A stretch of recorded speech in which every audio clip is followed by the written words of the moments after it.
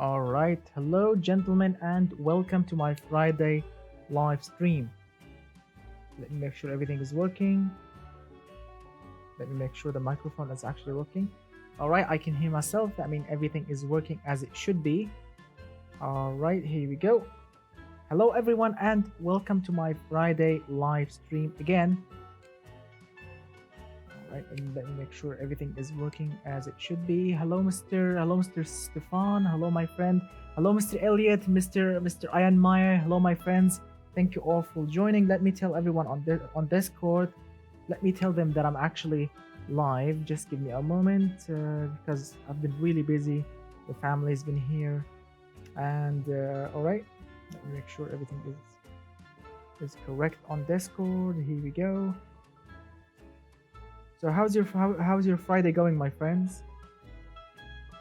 All right, here we go. I sent the link on my Discord so everyone can join. All right, here we go.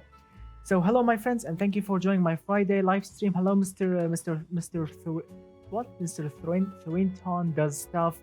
Hello, Mr. Random Project. Hello, guys, and thank you for joining. So, guys, yes, we are live. Hello, Mr. Vlad, and thank you all for joining. This is Automation Game. If you are new here, we do review some awesome viewers, awesome creations that were sent to me on Discord. So I really cannot wait. Also, I have some good news.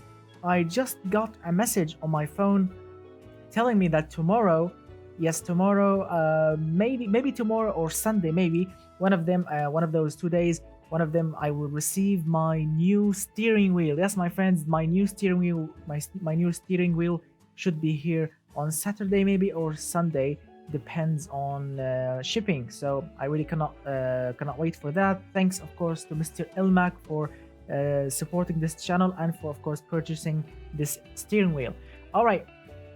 So let's see who is with us here. Mr. Elliot, Mr. Marcos, Mr. Freedom, Mr. Bundiva, Mr. Car Guy Club. Hello, my friend, Mr. Neris, also Tiago Bello.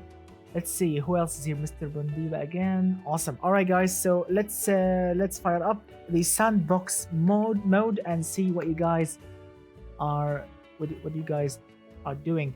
Let me turn up your volume because my microphone is actually loud. I can actually hear myself, my friend, on my phone. Yeah, I can actually hear myself, so my microphone is working, my friend. Hello, Mr. Roy Bomba. Hello, my friend. All right, guys, so let's open the sandbox mode because we have 14 cars. Yes, my friends, we have absolutely crazy 14 cars. All right, so let's see. Here we go. That guy said he couldn't. All right. All right, so look at that. We are in the sandbox mode, and right away we have two missing fixtures for two. Oh, we have a missing body here, the Akaza Outburst 4x4 Turbo. So I do have a missing body. Although I do have all the mods from the Steam Workshop, but sometimes Automation Game does that. So yes, better luck next time for the Akaza Outburst 4x4 because no, I cannot load this thing. I don't have the body, but for the Royex, I think Coupe, Shooting Brake, GT, whatever, we have a missing fixture. So yes, we can load this. Unfortunately for the Akaza. Yeah, let's see. Yes, Mr. Ironmare said, what brand is your steering wheel? Logitech. It's the Logitech G920, I guess. Oh, Mr. Ironmire, oh, you have the G920? Awesome. How is it? How is that steering wheel works? Is it good? Is it nice to drive with? Is it difficult? Is it hard to set up? Is it easy peasy to hook to the computer? I would love to know all these things, Mr. Ironmire, because you do have the G920. Also, Mr. Elliot, awesome. Wow, cool. So it's actually a popular steering wheel. I'm glad. Wow. Yeah, I mean, of course, the steering wheel purchase would have been impossible for me to purchase because it's really expensive. And thanks to Mr. Elmac, because he actually sponsored this channel, and he has actually sponsored the next challenge. The next challenge video will be sponsored by Mr. Elmac because thanks to him, I'm gonna be having a steering wheel plus a stand. They actually ordered me also a stand, so yeah, I'm gonna definitely enjoy driving your cars on BeamNG and Forza games and whatever. So yeah, I also have right now Mr. Freedom Fishing. Right now I'm gonna be testing all those cars, and I did film every single BeamNG video on my channel using an Xbox controller made by Logitech. So yeah, it's a nice upgrade, and I really cannot wait. I really cannot wait to try it because I've never driven a steering wheel, control unit on PC or Xbox. I've never tried it on games. I mean, I drive in real life, but not on games using a steering wheel. So I really cannot wait to try it. It's gonna be really funny. All right. All right, guys. So let's see. Let's open these amazing cars. Look at that. We have 1, 2, 3, 4, 5, 6, 7, 8, 9, 10, 11, 12, 13. We have 13 cars. All right, let's start with the AME. It's a 2018 model. It's called the AME Kinshi JME Eco S2-3 2895T. All right, so it's turbo. That means there is T. 55 mpg. Whoa, that is actually pretty decent. 62 drivability, 37 sport. It's comfortable, it's prestigious. Wow, I cannot wait to open it. Let's see. Do you have legs on your computer? What do you mean, do you have legs, Mr. Ironmeyer? What do you mean by legs? You mean like what, a table, a stand? What do you mean? All right, guys, so the first car that we have here, look at that, 284 horsepower, 7,000 RPM, 2.8 liter inline six, double overhead camshaft, turbocharged. It's super efficient, partial aluminum panels, front wheel drive. Wow, push rod rear suspension, double clutch gearbox. Wow. So let's see. Oh, I didn't expect that. I didn't expect a convertible. For a moment, I thought we would actually see a hatchback maybe, or a coupe, a little coupe maybe, a lightweight coupe, not a big long convertible. It's actually surprising. Wow. And I definitely love the styling. Actually, it's look at those 911 tail lights, not bad. I like the rear badge. It's actually cool. Feels very striking, very basic, but also very striking. Look at that, we have a Chinese or maybe Japanese license plate. It's not bad actually. It looks basic, but it was done perfectly. I like it. It was done absolutely perfectly. Wow, we have a glued aluminum chassis. This is an expensive option. Not bad.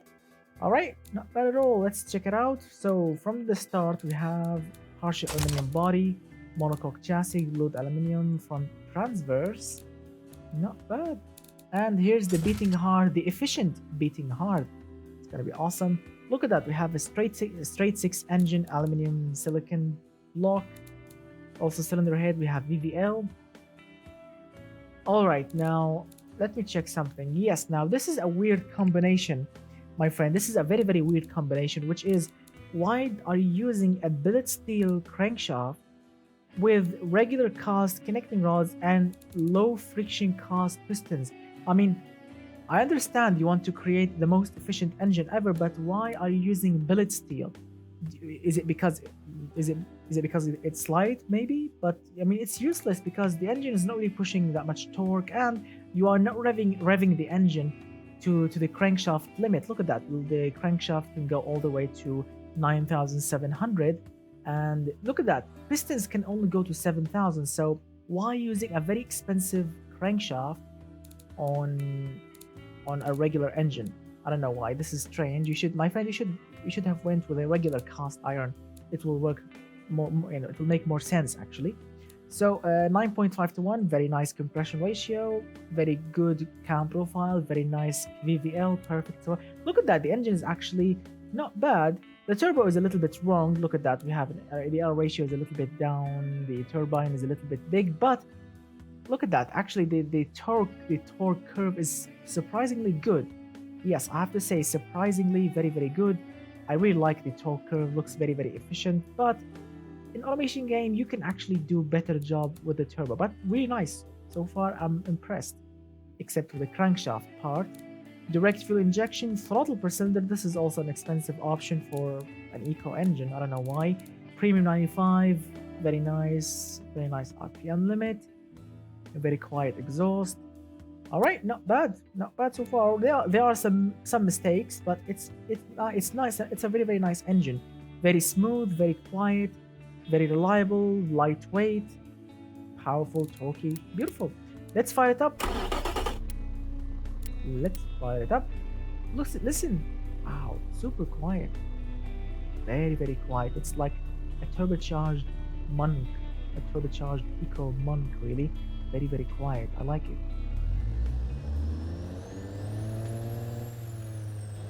Not bad.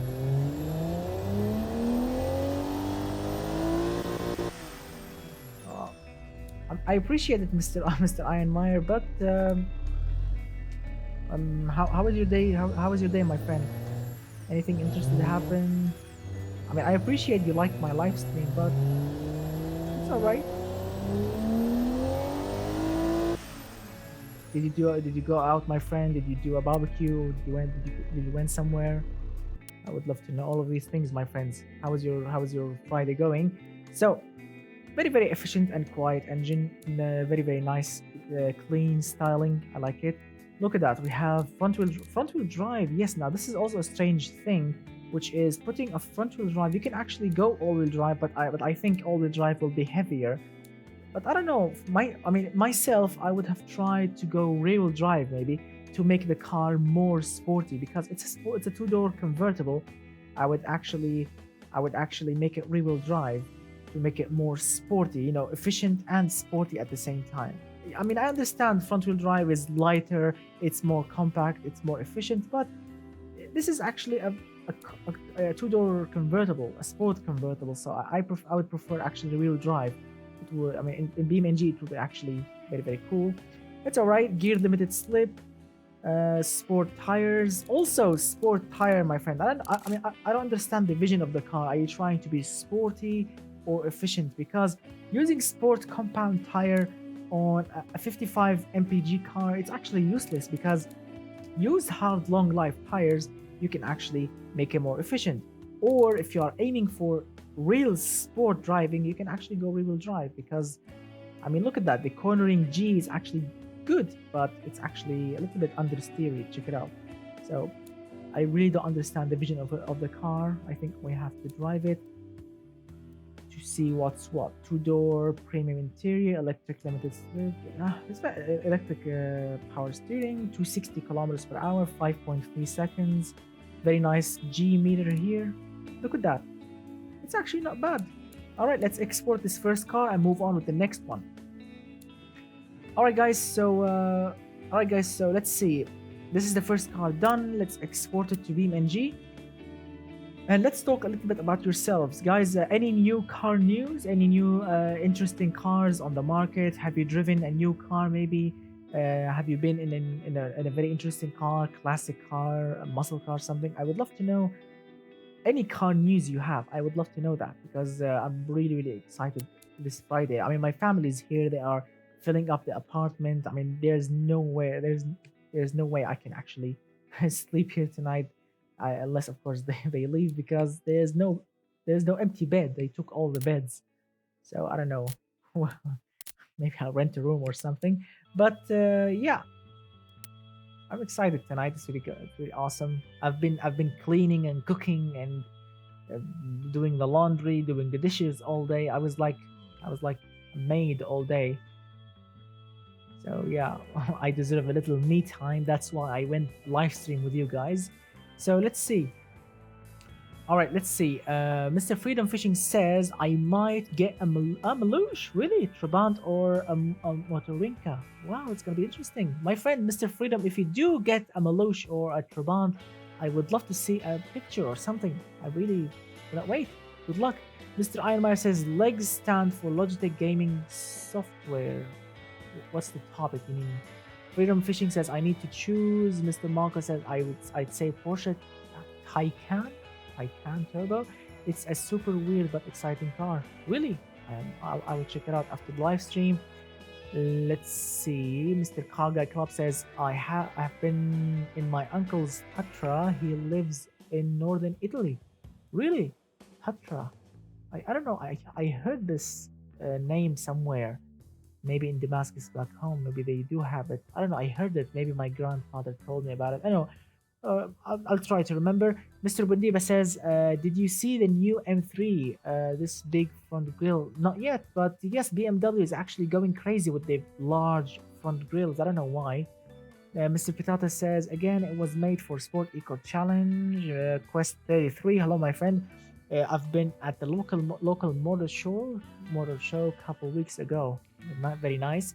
Mr. Christoph says, "How are you doing, Bas?" Well, I'm doing fine. I mean, since I woke up this morning, my family was here. They spent the night last night, and I woke up, did a very very large breakfast for them, cleaned the house, did the laundry. Got yelled at by my mom because I forgot to do the shopping. So yeah, I was actually a homemade a maid for my house today or for my family. So yeah, I was very very busy. So let's see. All right. So let's see. Yes, sorry, I forgot to look at the cost. Yes, I forgot the cost. Sorry about that. So 39,800. Also very very nice. 39,800. Also very very affordable actually. Not bad. All right, let's move on with the next little beast. Shooting Break. What do you mean Shooting Break? Did you perhaps download missing modes for Shooting Break? I don't know. I have to check the Steam Workshop. Maybe they added something that I didn't notice. Let's see. Mr. Bundiba says BMW goes crazy with the grill because they afford a designer from Skoda. Really? All right. I think. All right. So let's see. The next one is called the Avanti Salorla, yeah. California edition, 5-liter restricted Dynama V8. Nice name. All right, look at that. Look at the difference in the MPG from 55 down to 11. What a massive difference. 1983 car. Let's see.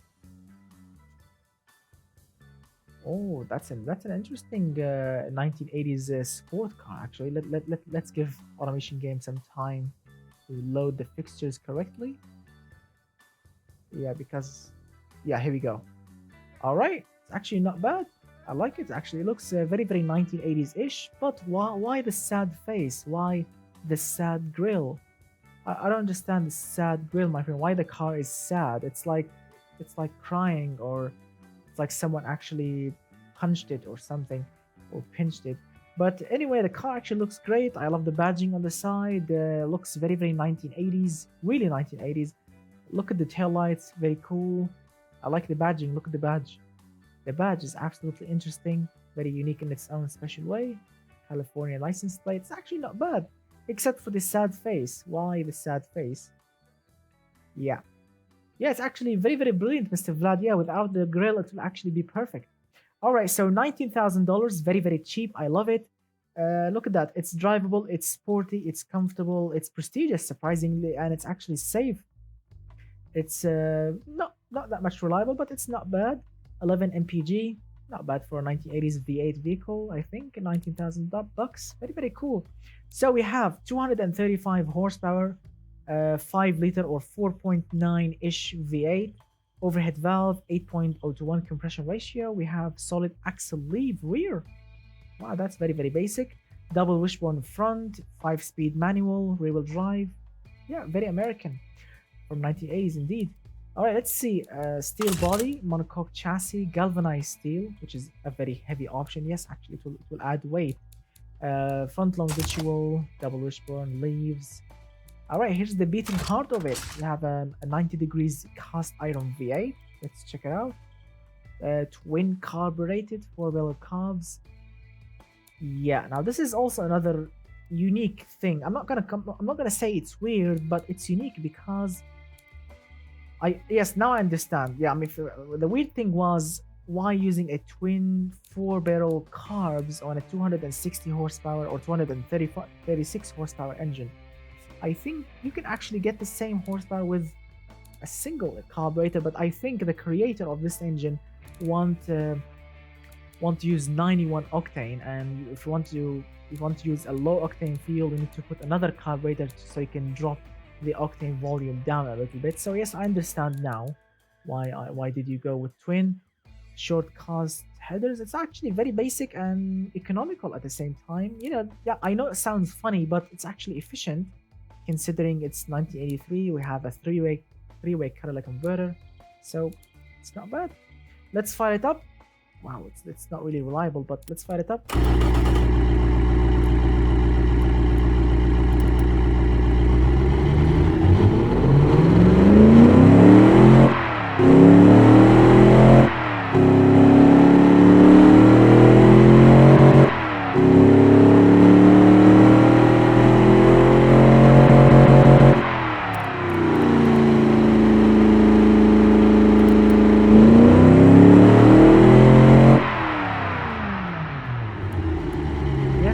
Yes, Mr.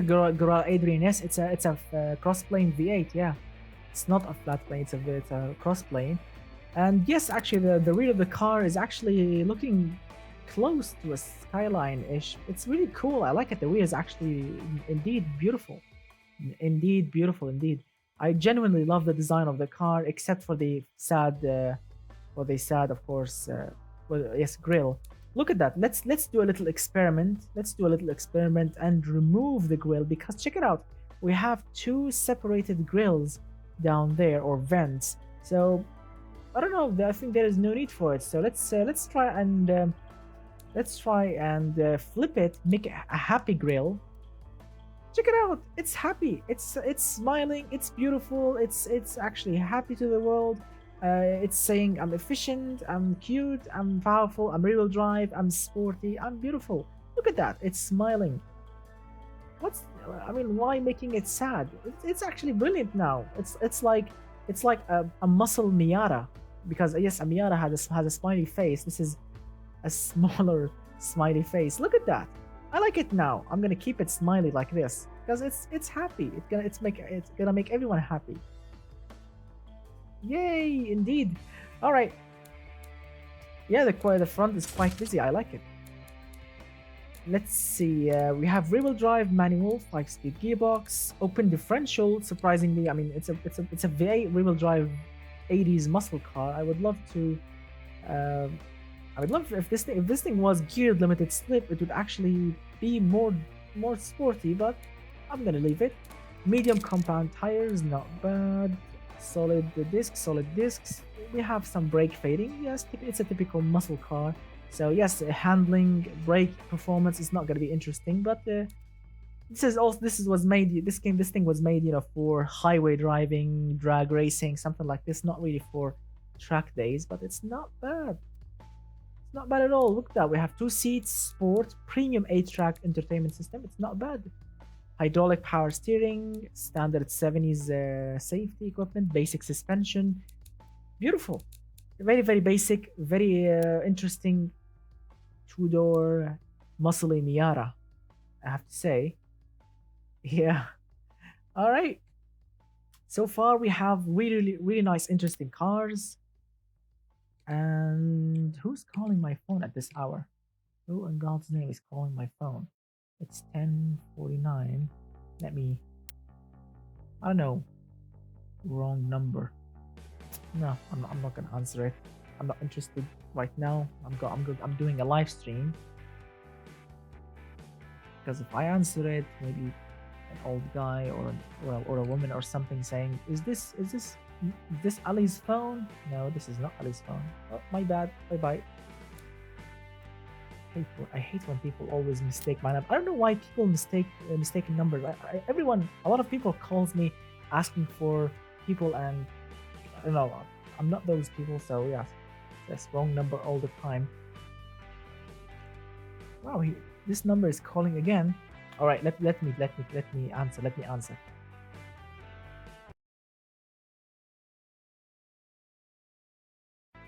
Hello. Yeah, they closed. All right, let's move on. Let's move on. Let's see, Mustang, a crown killer or a crowd killer? You mean? Yeah. Wow, the reputation of the Mustang is definitely a crowd killer these days because of those idiots that are power sliding them when they are exiting a motor show or something. No, no, I'll never call back. I would never call back. Why do I need to pay money to call someone's back that I don't know? So yeah. All right, let's see. The third car is called the Earnest Sunrise 2012 model B Series 13. Gonna be interesting. Oh, an anus, yeah, Mr. Christoph. All right. All right, so this 2012 car is producing 261 horsepower. We have 2.7-ish Boxer 4 turbocharged engine, rear-wheel drive, 5-speed sequential. Wow, it's gonna be interesting. All right, not bad. Let's see what's what then. Ooh, this thing looks surprisingly like, I don't know if it's an, I want to say an RX-7 from the front, and I don't know, is it an RX-7 also from the rear, or is it a 3000 GT Mitsubishi? So I think yes, I think the creator wants to create something similar to that, to an RX-7 from the front. Yeah, yes, Mr. Christoph, indeed. So yeah, it's a Boxer 4 turbo. It's gonna be interesting. It's gonna, yeah, I think yes, 240SX. That's correct. Yes, 240SX. I think yeah, underground style. All right, let's see. Starting from the beginning, we have partial aluminum body, monocoque chassis, light AHS steel, multi-link, double wishbone, very nice. And this is the beating heart of it. We have, yes, a Boxer 4, aluminum silicon, single overhead camshaft. I like the aluminum looking beautiful, beautiful looking intake manifold. Looks very clean. Let's see, no VVL. We have balls to the walls interior internals, as you can see, which is very, very nice. Look at that. It's actually, the power is peaking at 7,400, and then all of this is just useless RPM. Yeah. All right, so we have a very, very sporty, nearly a racing camshaft, 8.5 to 1. What in God's name is that? 73.5 octane. Let me, is this correct, or am I dreaming or something? 73.5 octane. And the creator is using 95 octane fuel. How in God's name? Oh yes, ignition timing is 0. Runs with vodka. Yes, I mean 73 octane. You could actually run it maybe on wine, or maybe whiskey or vodka, or any kind of alcohol. I think is really low. Goodness, look at that, ignition timing 0. And the compression ratio is actually low. We have very high cam profile, and the boost is only 8.82 psi. Absolutely, I want to say crazy, but it's really, it's run. I don't know how he did this, but I have to say, look at that. Let's run it on low quality. Look at that, guys. Let's run it on low quality. Here we go. Look at that, the same thing. Look at that, because it's a track car. The track maybe, or I don't know, maybe the government in Gazmia are demanding high quality fuel. Look at that, 91 fine, 95 fine, 98, 100 is not fine. All right, so you can run it on 91, you can run it on 85. It will run perfectly. Look at that. Can it run on stickers? Amazing. Yeah, I mean, yes, yes, I have to say, fuel efficiency, that's correct. Yes, that's correct, Mr. Sapphire. Yeah, fuel efficiency is rubbish, of course, because there is no ignition timing. It's very, very retarded. It's running on a very, very high mixture of fuel, and the compression is not really high. I don't know, this thing is really, look at that, +2 quality here, and let's see, what else? Only +2 quality here. All right, so let's fire up this unique engine. Look at that, it's not even that much reliable. What a unique engine. Let's fire it up. All right, here we go, the Harley Davidson soundtrack.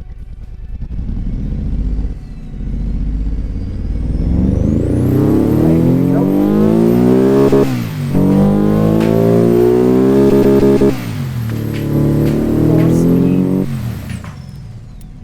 guys, being a very high and very rich air fuel ratio, it will pop and bang as you can hear.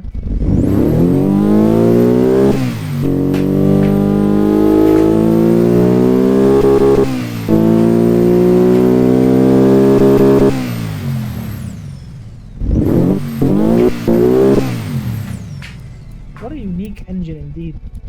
I've never seen, I don't know, I've never seen a very low quality octane rating. I mean, I always, oops, sorry about that.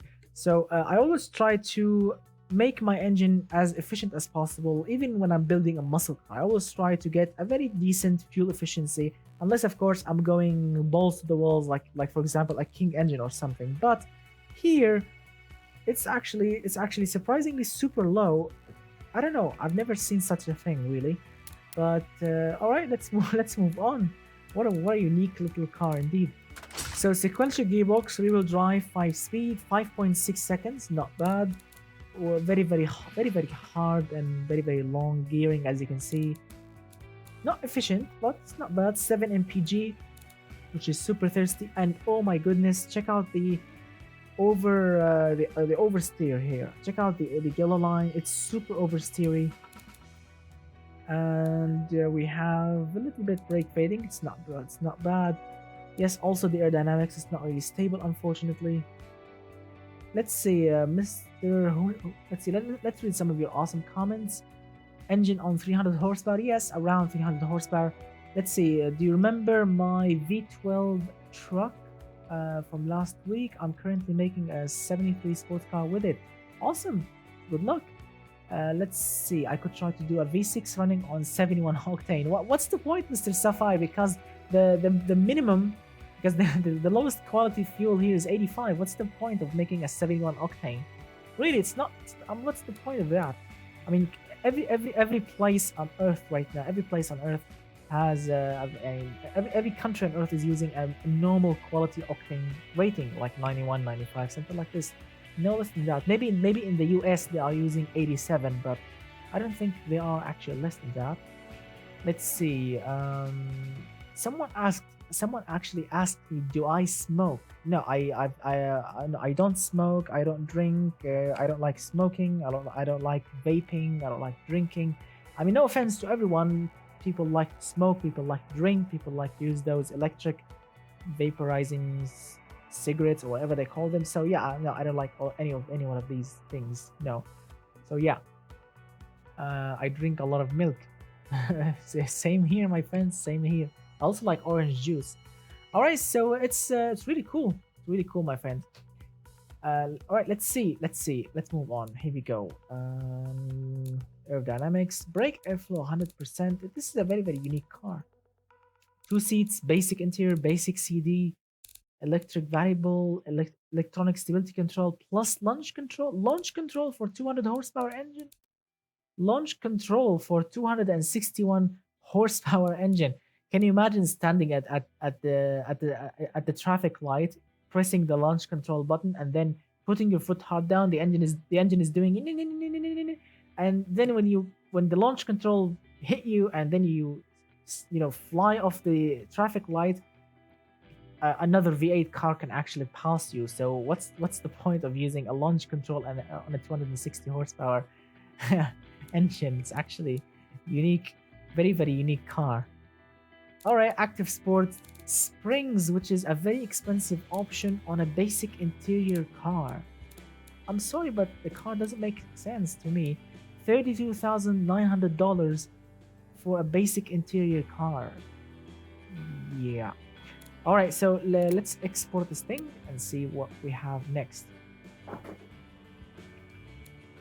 Let me drink some tea. My cup of tea is ready. Let me drink some a little bit.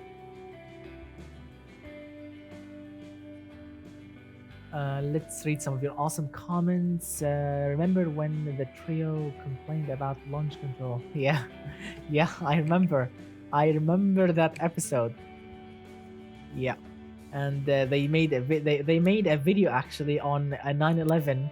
I don't know, a 911 Turbo or 911 GT3 or something like this. Doing the launch control on every single stop at the drive-through, at the church at I don't know, traffic light. I remember that episode. It's amazing. I bought a unique car yesterday. Really? And it's hot and thick. What is it? Golf a Golf R32 or let's say a Fiat 500 Abarth maybe? Those are the current hatchbacks I can think of. Renault Clio V6. Ooh, my friend, you actually hit the jackpot. Amazing. And enjoy it. I mean, my friend Mr. Christoph, really enjoy it. Very nice, very nice. Option, my friend. I like it. I love that car. The V6 Renault Clio. I would love to see some pictures. If you can actually, Mr. Christoph, send some pictures on Discord, I would love to see it. And congratulations, my friend, and really enjoy it. Stay safe with it, and really take care of it. It's an amazing car. All right, let's move on. Where am I today? Is the first Friday, the 13th, with a full moon in 20 years. Yeah, surprisingly, yes, Mr. Ironmeyer. Yes, I can look actually from my room, from my window here. Yes, I can see actually tonight is a full moon night. Surprisingly, very nice. I had no money for petrol by Mr. Christoph. Really? So I don't know. You bought the car and you didn't have money to fill it up. Wow, that's actually that's sad. But yeah, good luck, my friend. Save some money, bro. Indeed, yeah. All right, guys. So the next vehicle. All right, it's called the Giovanni. I love the name of the Giovanni. I think, yeah, it's an elegant Italian name.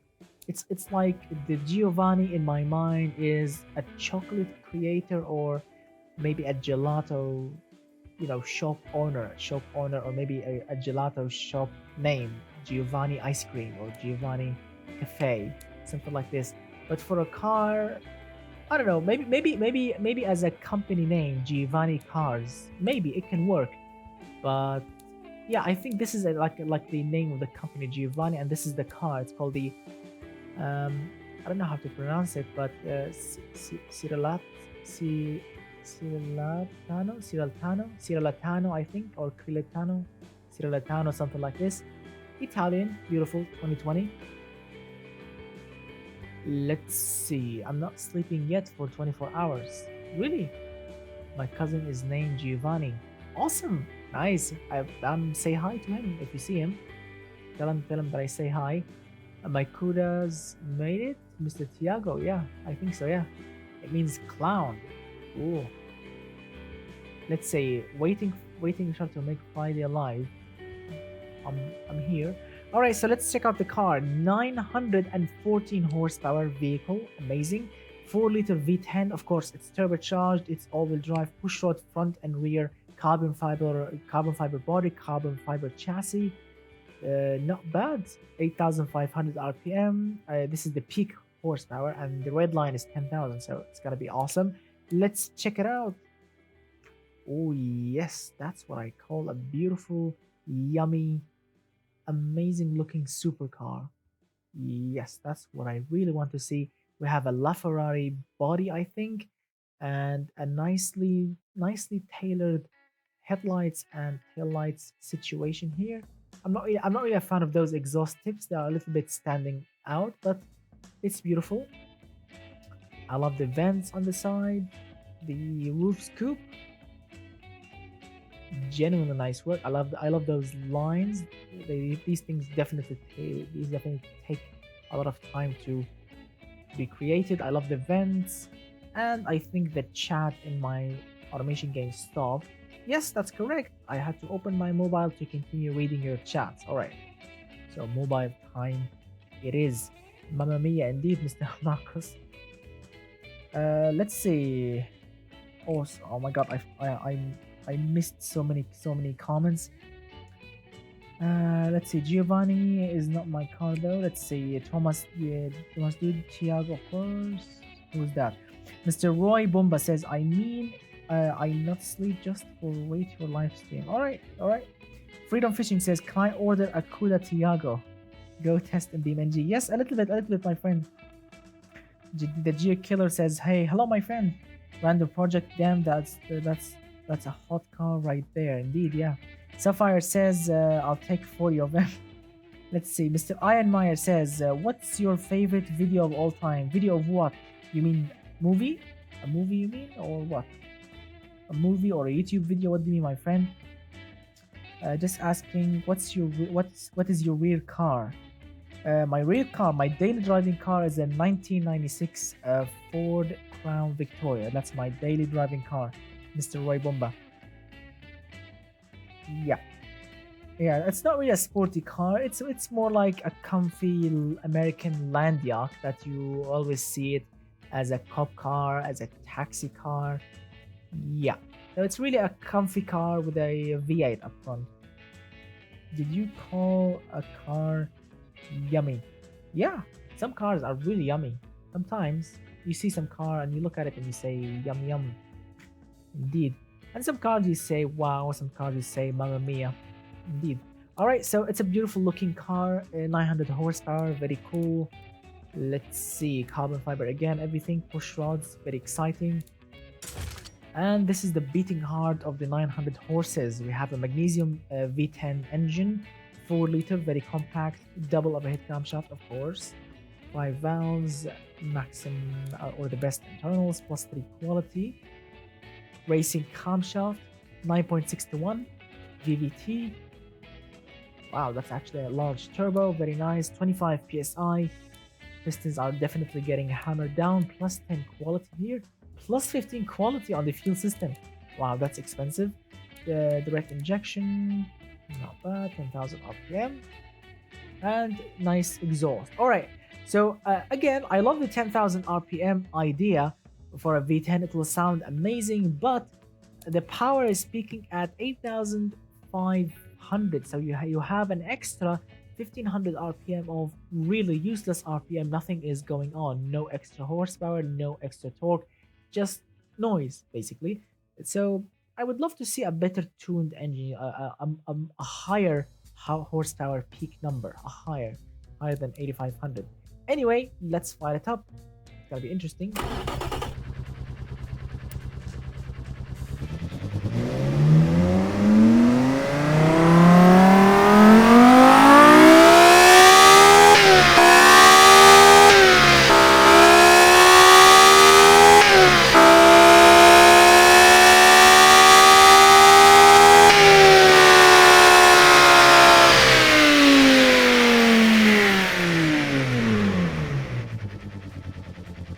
Wow, that's a nice noise indeed. A V10 engine, a screaming V10 engine is always amazing to hear.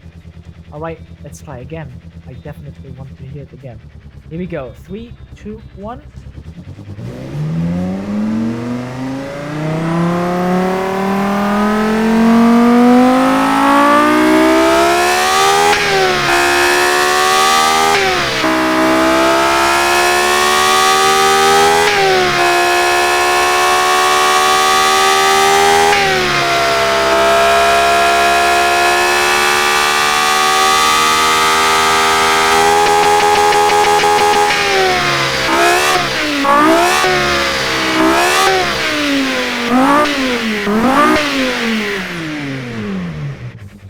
Amazing.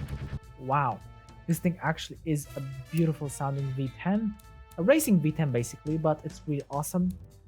900 horses, it's gonna be really fast. Let's see, we have all-wheel drive, sequential gearbox, very racing theme, a very hard racing theme. 6-speed, we have, look at that, 400 estimated top speed, 388, which is very fast. I like it. Electric limited slip.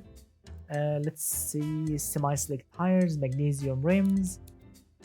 Yes, very nice steering. Let's see, the brakes surprisingly are actually not bad.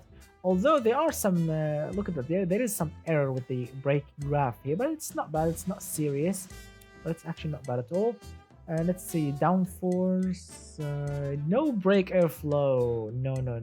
Now this is a big fat mistake because, I mean, no offense, this is a car with 900 horsepower and sequential gearbox. That means it's a track car. It's going to be a supercar, and you'll definitely take it on the track. And basically, the brakes will definitely get overheated. So, I mean, no offense, this is a car with 900 horsepower and sequential gearbox. That means it's a track car. It's going to be a supercar, and you'll definitely take it on the track. And basically, the brakes will definitely get overheated. So, I mean, no offense, because yes, you're going fast, you're using the brakes, and then when you want to set off again to the next corner, the brakes are still hot from the previous corner. So when you press on the brakes again, the brakes will fade, they are overheating, and you will have no brakes at all in a 900 horsepower car.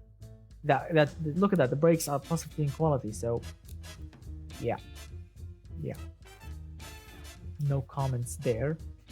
Let's see, suspension, active comfort in a car with a sequential gearbox.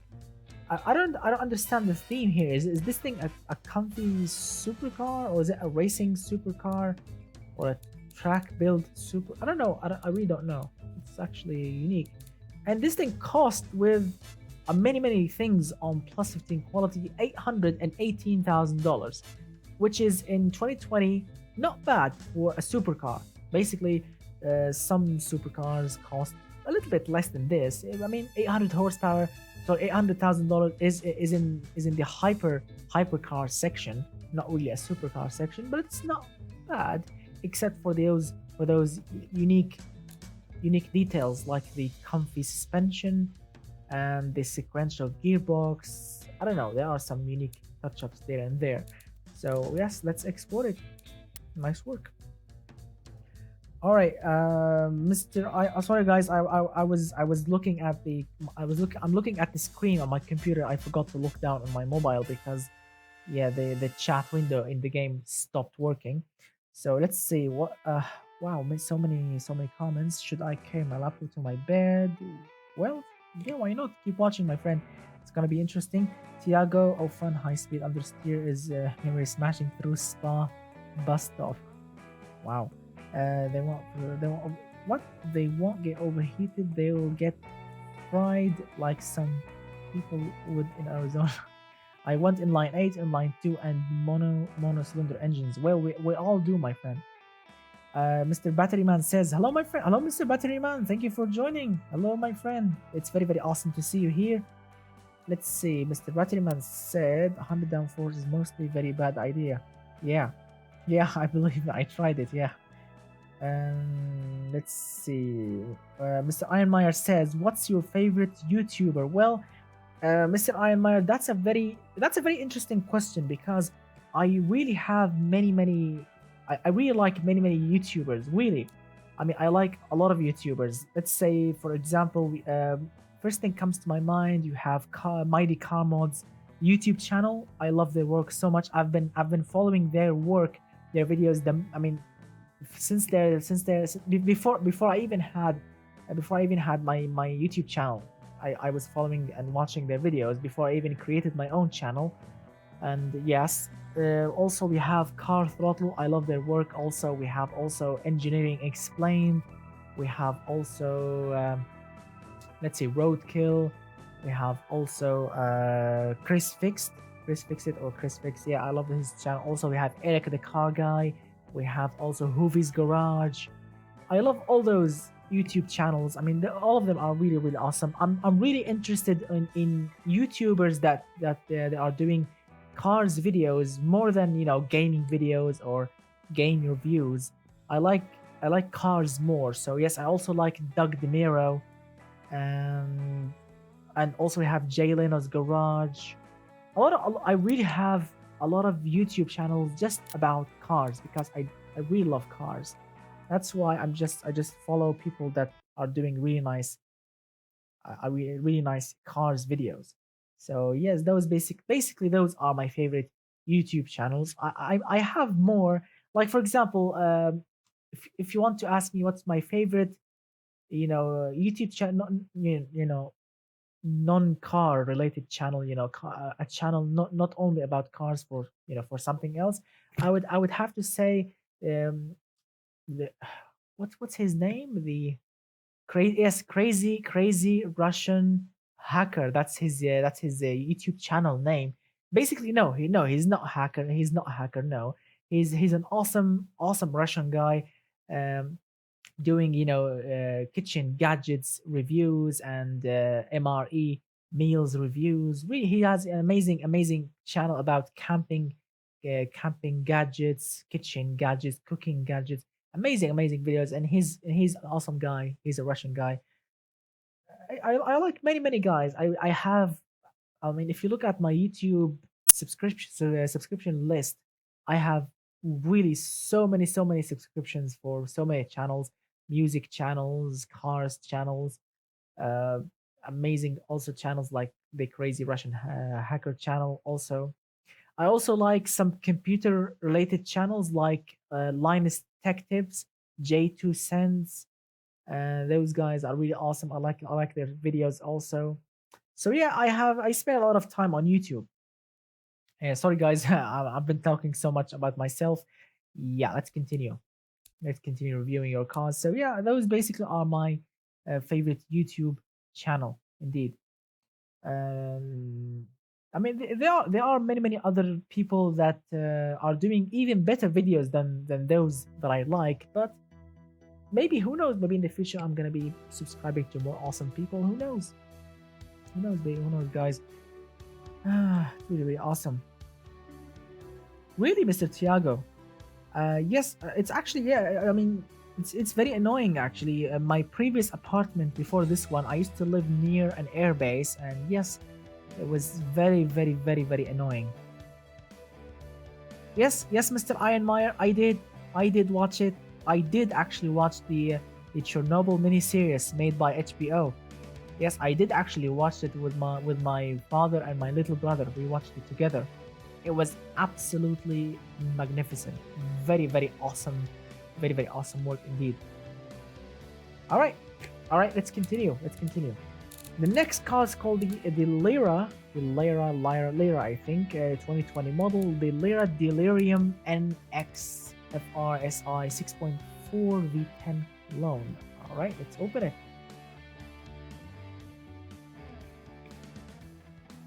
Give me a moment. Give me a moment.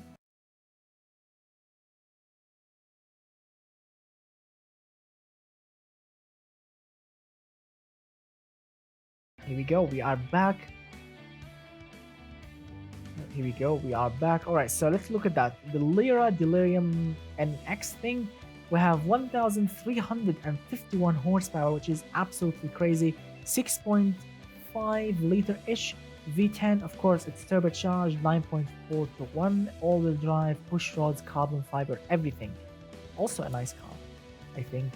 And look at that. Goodness. Oh my goodness. Or let's say OMG. Wow. That's a very serious racing car. I mean, this thing definitely needs to be a racing car more than a supercar because it looks absolutely serious, hard stopping, breathtaking, amazing serious car. Wow, I love the details indeed. All right, let's start from the beginning.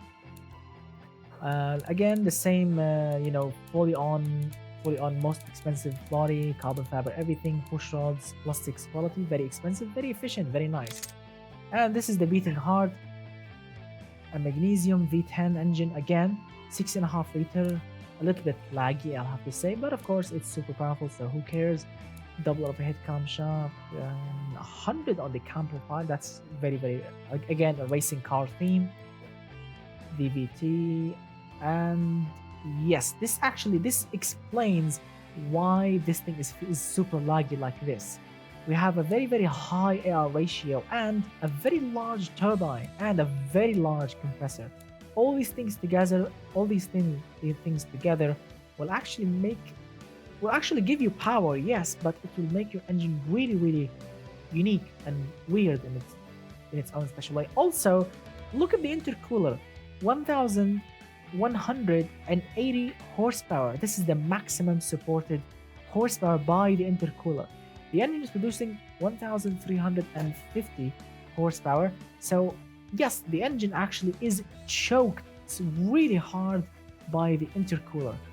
I mean, look at that. If I put a larger intercooler, we can actually make much more horsepower than this. What a weird engine. I mean, no offense, but it's a really weird engine. Yes, look at that. Also, 100 octane fuel, and the engine is only using 98.9. I don't understand why. I don't understand why people hate the extra octane. So yes, the engine. I mean, look at that. The numbers are very good, but yes, it's not tuned perfectly. Unfortunately, this engine can definitely use more work. Unfortunately. All right. Wait, why do you use PSI? Because I understand PSI, my friend. No offense, but some people use bar. I don't understand the bar because here in the Middle East we use PSI, we use kilometers, we use kilograms, we use meters. So yes, I'm trying to adapt.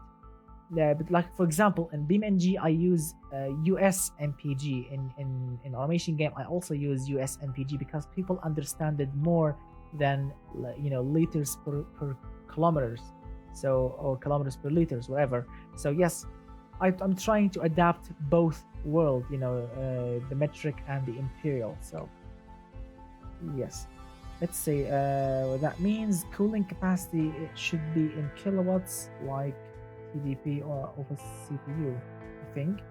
Why do you use PSI in what otherwise metric country? I don't know, but we do use it. We do use it, yeah. We do use it here a lot. PSI, like recently. Let me tell you a story, Mr. Only, I think. Yeah. So yeah, let me tell you a story.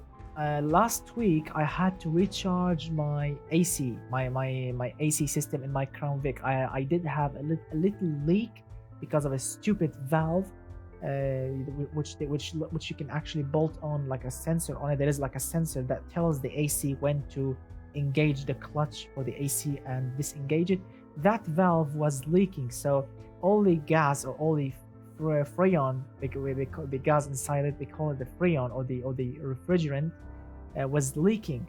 So I had to go buy a new valve to fix it, and I had to recharge my of course my Crown Vic AC. And yes, when I was recharging it, I looked online for the specs of my Crown Vic, and yes, the specs were in PSI, and I understand PSI, and I do have the correct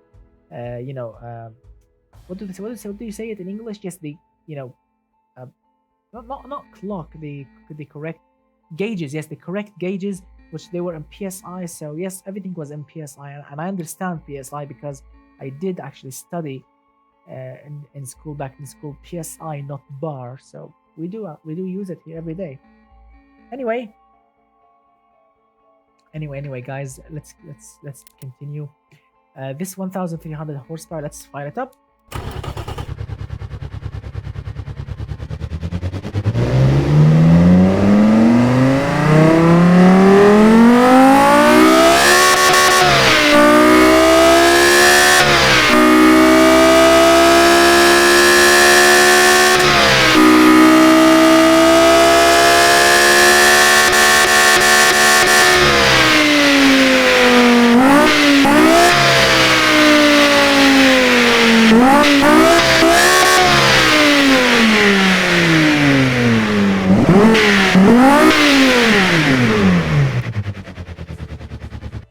Amazing. Wow, a V10 engine just sounds absolutely amazing, and I really cannot wait to drive this thing. And I mean, right now I'm crossing my fingers.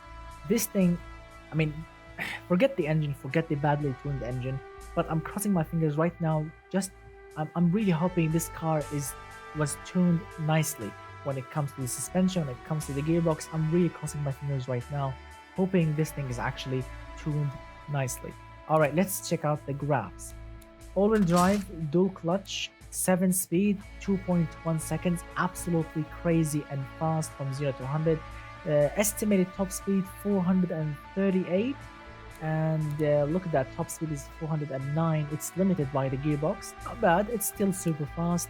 Electric limited slip plus 13 quality. All right, I'm gonna ignore the quality. Radial semi-slicks, 21 inches, and carbon fiber. Oh my god. Oversteer. Why?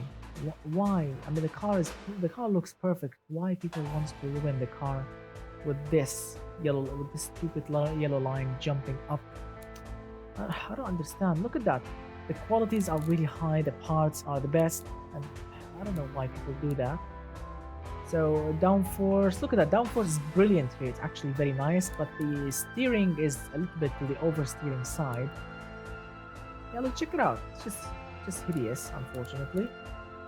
But everything else is actually decent. And yes, it cost I think $2 million. Yes, $2,070,000. So yeah, $2 million car or supercar or maybe a racing car. Surprisingly, it's comfortable. Surprisingly, it's actually comfortable. Surprisingly, my friend, you can this thing is comfortable. 40 points of comfort and 104 on sport and 64 on drivability. It's super prestigious. It's safe. It's practical, actually. Wow. Reliable. 11 mpg. $2 million car. Well, it needs to be because it's a $2 million car, 405 kilometers per hour. I definitely need to test the top speed of this thing. Very, very hard G meters. I love it. And oh my god, 101 kilograms on the rear wheels and only 9 kilograms on the front wheels. No offense, but the car will flip on its face because there is not much weight on the front. Oh my god, it's gonna be interesting. Look at the power to weight ratio. All right, let's export it. Guys,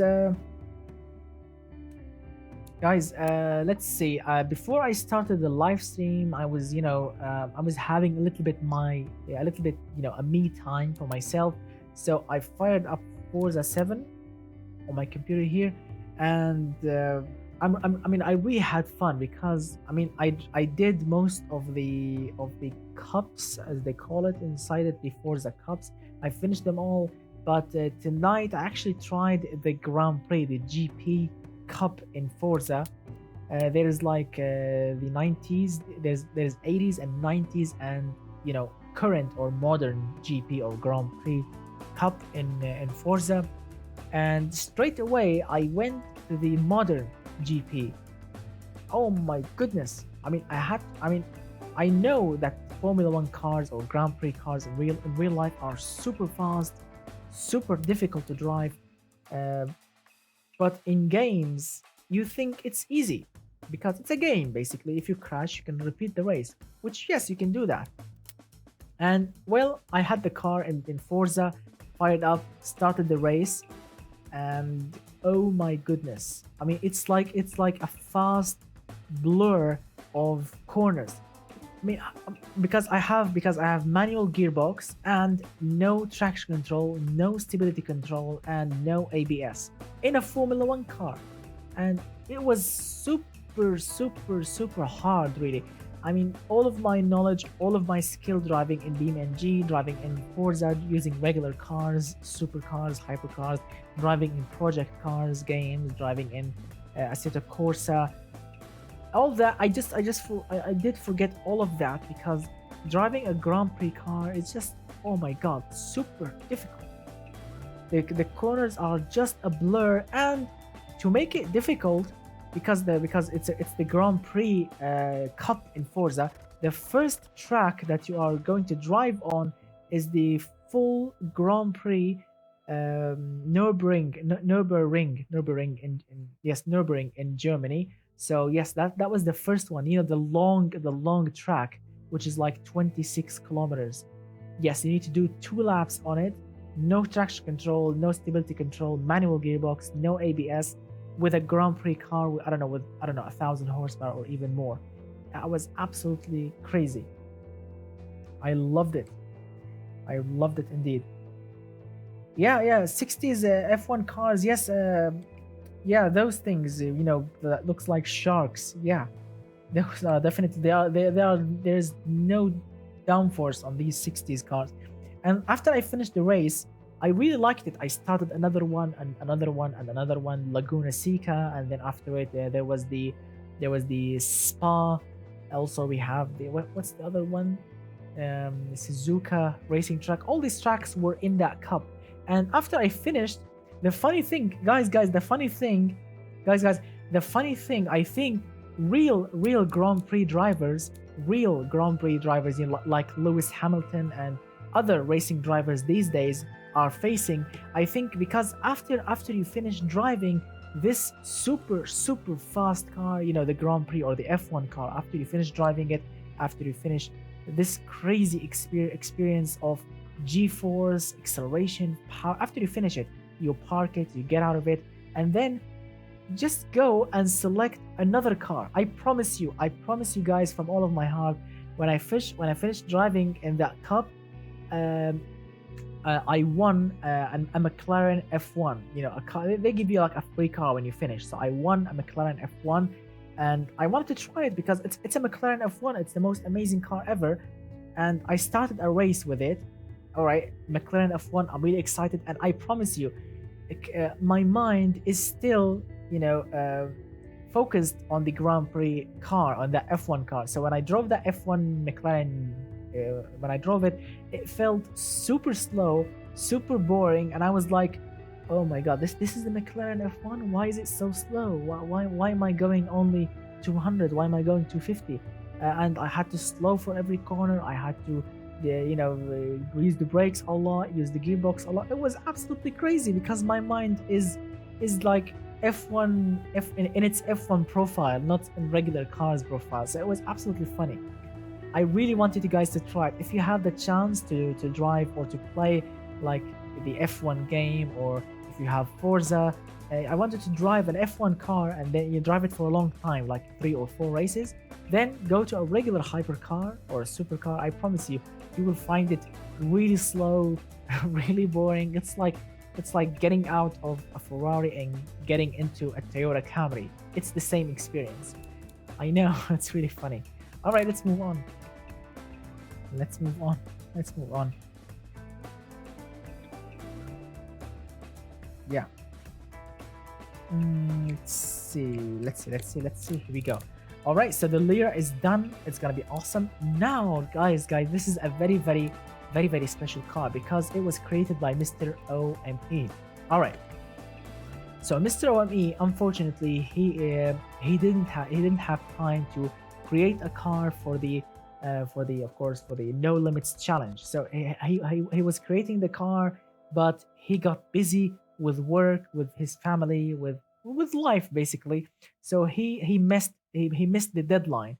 So he said to me, he sent this car which was supposed to go into the No Limits challenge. He told me, try it, test it on the live stream, and tell me what do you think about it. So this is it's called the Edna, which is the teacher name in The Simpsons. The Edna Red Star V12 TT GT Super Sport. So let's see.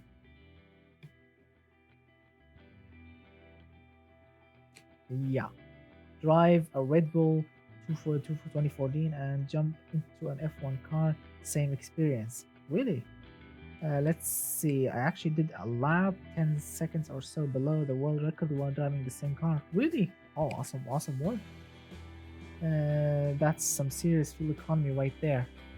Really? Let's see. All right. So the OME Edna, 621 horsepower, 6.8 or 6,800 RPM. Let's see, 6-liter V12. It's turbocharged. It's looks perfect basically on paper. It's not super crazy, and yes, we have a nice fuel economy, 30% from a 600 horsepower V12. So let's see. Here we go. Oh my god, I've seen this car before. I don't know, I've seen it before. I think Mr. OME, he actually did send me a previous looking car that looks similar to this one, but check this out. Absolutely yummy. Yes, when people said to me earlier, why did you say yummy? Because I mean, look at this thing. How can you not say yummy to something like this?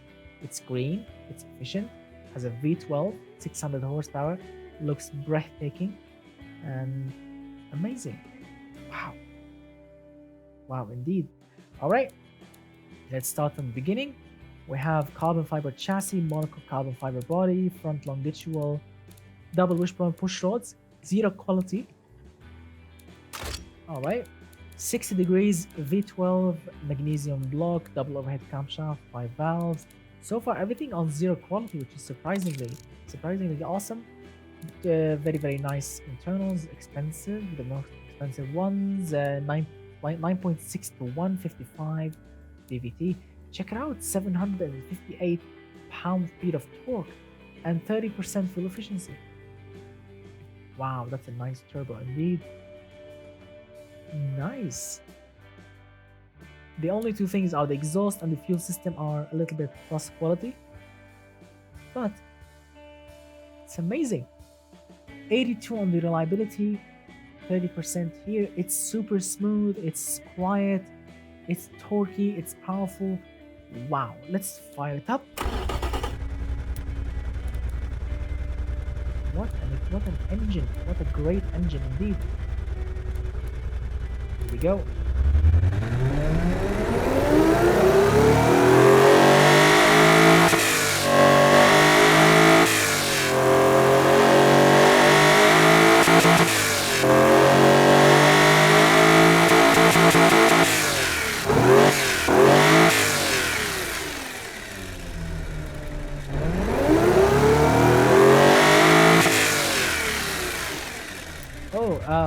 Let's see, Mr. Christoph. No, this is not stress. This is the compressor in red, the intercooler, the turbine.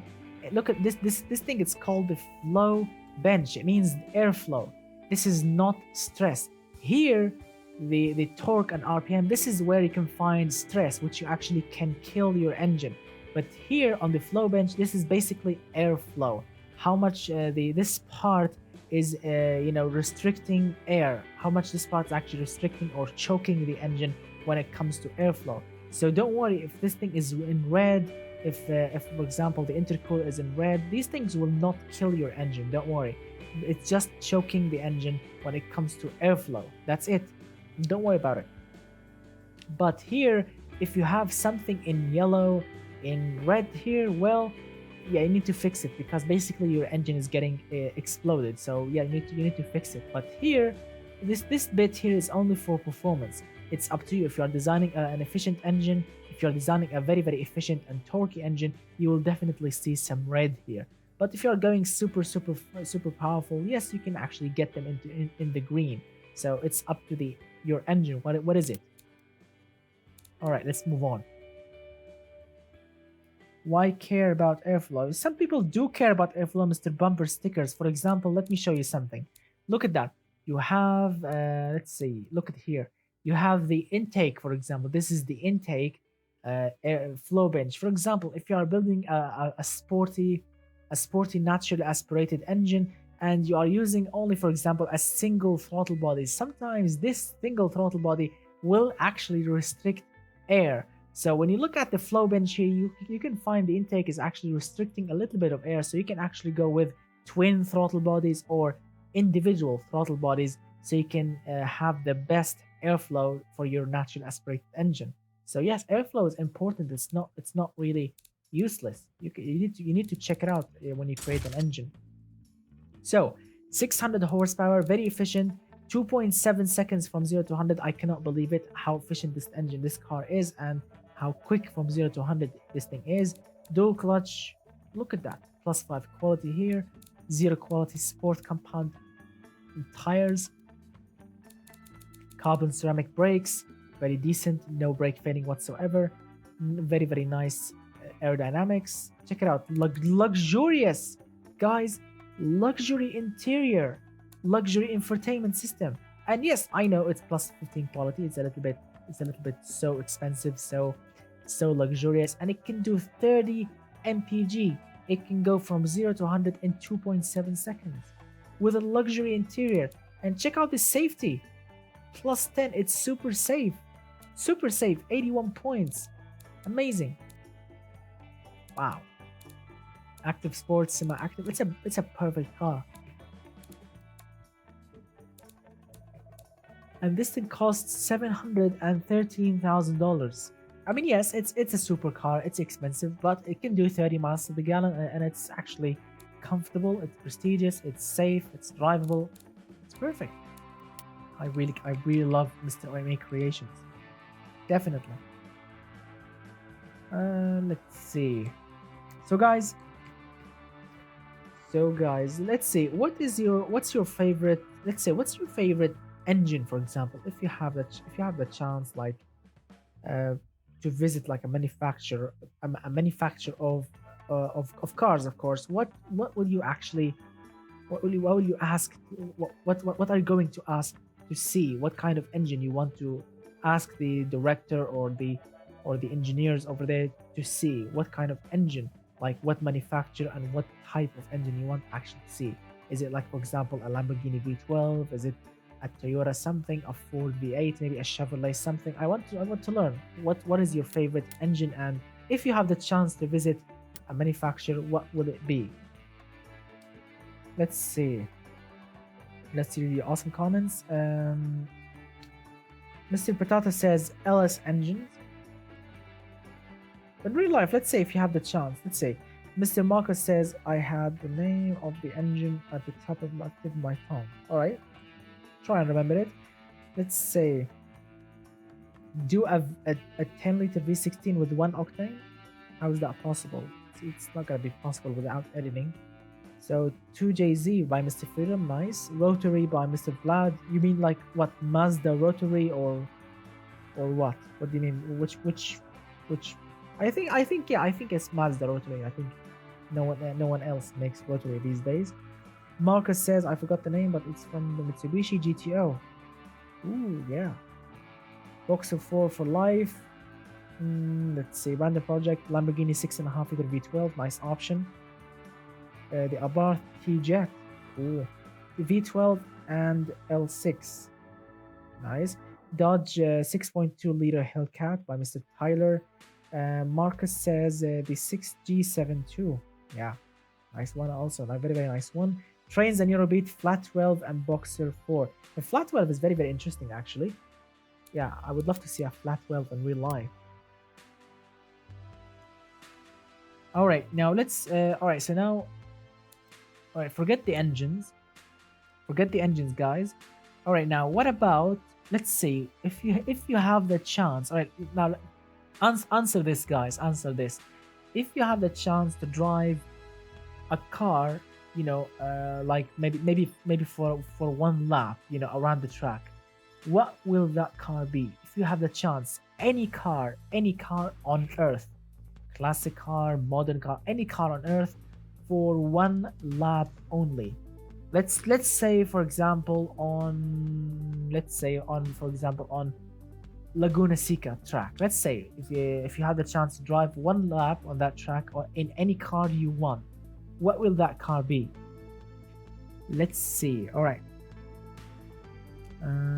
Let's see. What do we have? What? Box the phone. Let's see what we have a wheel. All right. All right.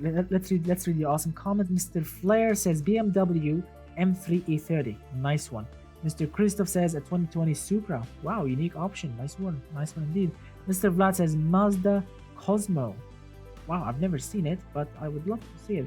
A Volkswagen Beetle, a modern one, Mr. Max Power, or a classic one? Which Beetle? Mazda the Furai. That I think that was a concept maybe, or got burned or something. Mr. Calguy Club says Dodge Viper ACR. Very nice. Yeah, it's a hard option, a hard choice, Mr. Freedom. Yeah, that's why I would love to know it. Let's see. That's that 24 liter i4 Fiat. Ooh, those from 1930s, you mean? I want to say GTO, but I also want to drive a 30s Bugatti.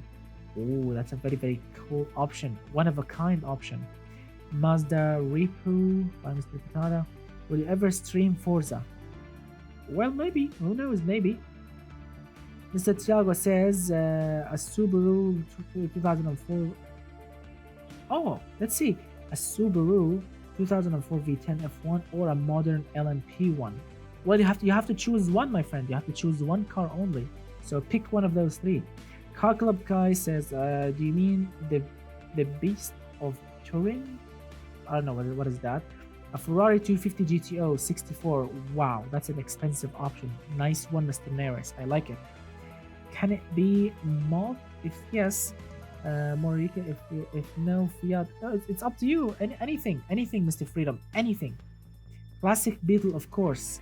Nice. I like it. Yeah, I like the classic Beetle more than the modern one. No offense to the people like the modern car. It's safer, it's faster, it's turbocharged. Yeah, I know, but the classic one will always be the original one. Nice one. Mr. Bondiva says Lamborghini Veneno. Very, very awesome.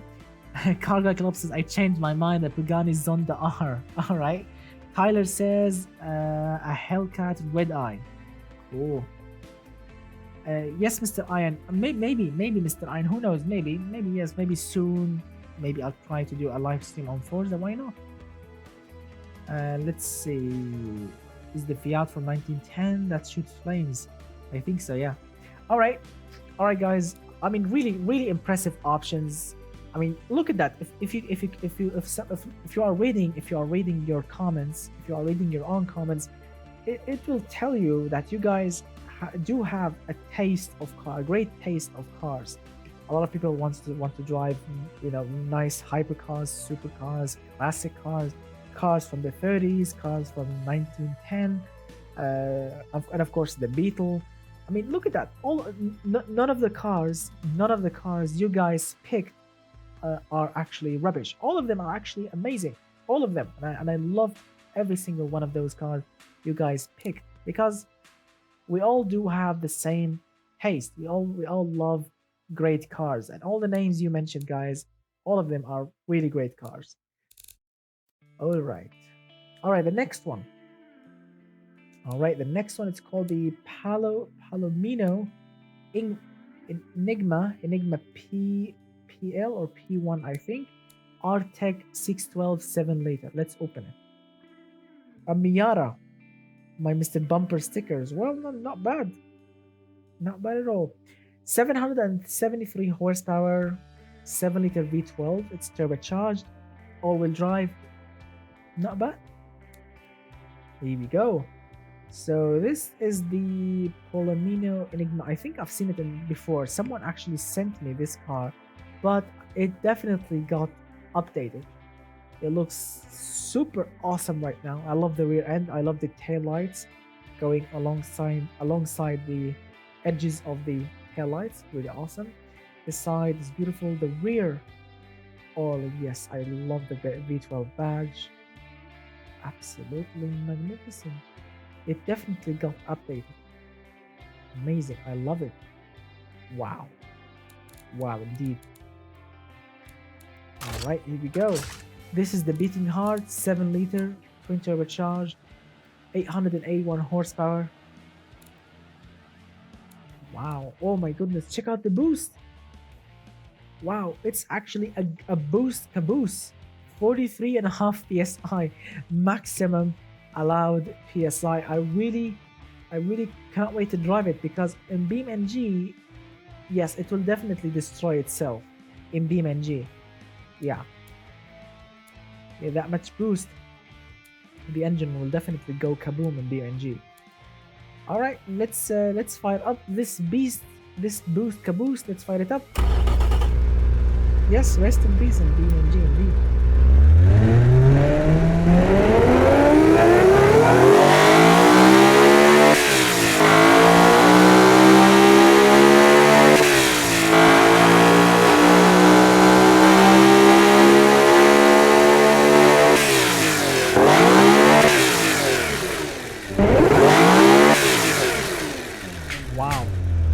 Guys, if you're actually looking at the boost gauge, it will never go above 10. I don't know, but yes, look at that. We have 43 psi, but it will not go above 10 or something, because I don't know. Maybe because check out the turbine size. The turbine size is just pathetic, really. I mean, I get it. The creator wants to create something efficient. Look at that. It's efficient, yes, but I'm sorry, but it looks super weird. Absolutely super weird. But let's see. The car looks great, but the engine unfortunately will go kaboom in BeamNG because it's too much boost. So 1,700 kilograms, very nice weight. All-wheel drive dual clutch, 2.4 seconds, very quick, very awesome. Wow, 1.24 G. Very good. Very nice so far. Two seats, sport and luxury infotainment. I mean, no offense. This thing looks like a track car, not a road legal car, unfortunately.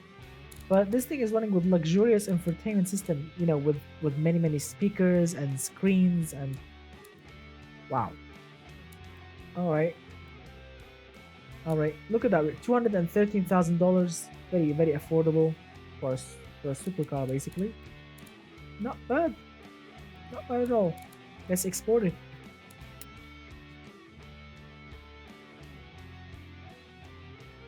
Senna. Can you imagine? Yeah.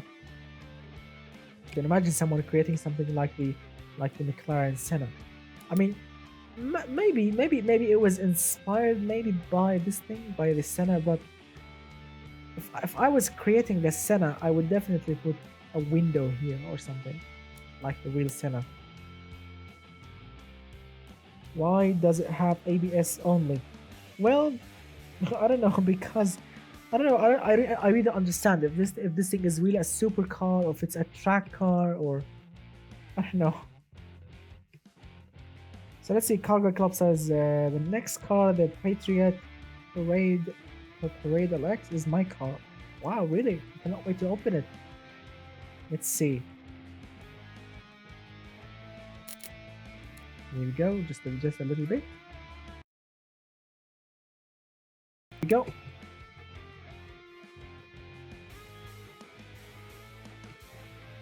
Next car needs to be the Patriot. Here we go, Patriot 2011 model, Torque Master V8 Deluxe. All right, let's see. So 385 horsepower, 6,000 RPM, 6.5 liter V8, natural aspirated, seems muscly, double wishbone, all-wheel drive, advanced automatic gearbox, automatic. Wow. We have 8 seats, 5-door. Ah, the Patriot. Now I understand. Yes, I like Grand Theft Auto Patriot. Like Grand Theft Auto Patriot. I like it. But this one is not really like a Hummer. This thing looks like a luxurious SUV, which is not bad. I like SUVs. It's really nice to have your family here with you and at the same house. Look at that.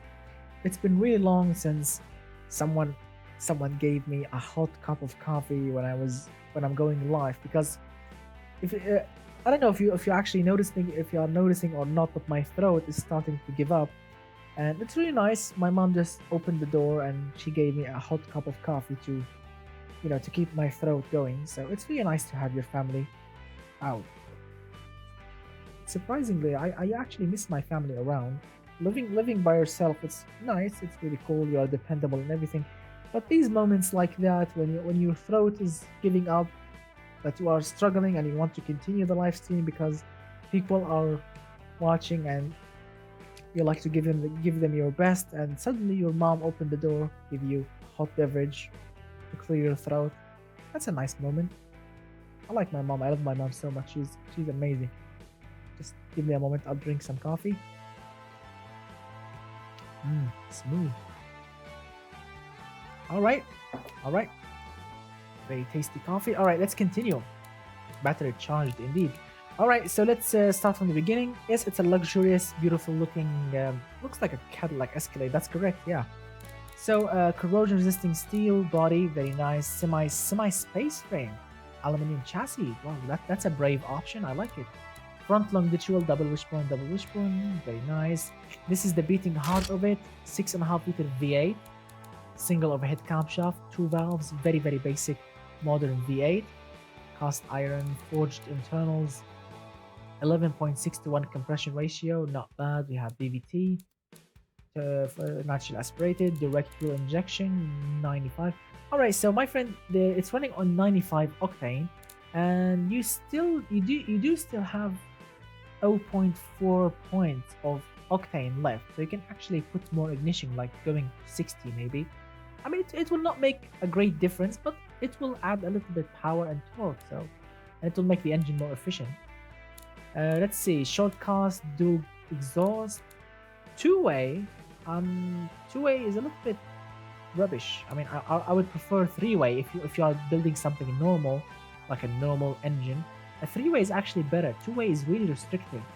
Also baffled, these two mufflers are not really the best to use, but it's all right. Let's fire up this beautiful V8. Here we go.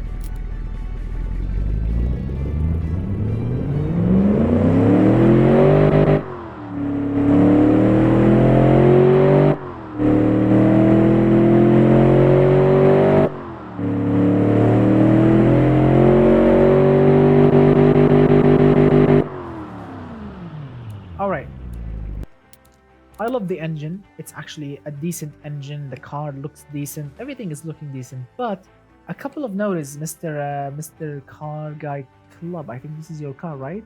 Maybe. Yeah, I think. Yeah, this is your car. So, yes, I like it. It's brilliant. It's nice. The engine actually is tuned very, very nicely. I mean, really nice. Comparing this to your previous car, you did an awesome job. Really, a very, very nice job.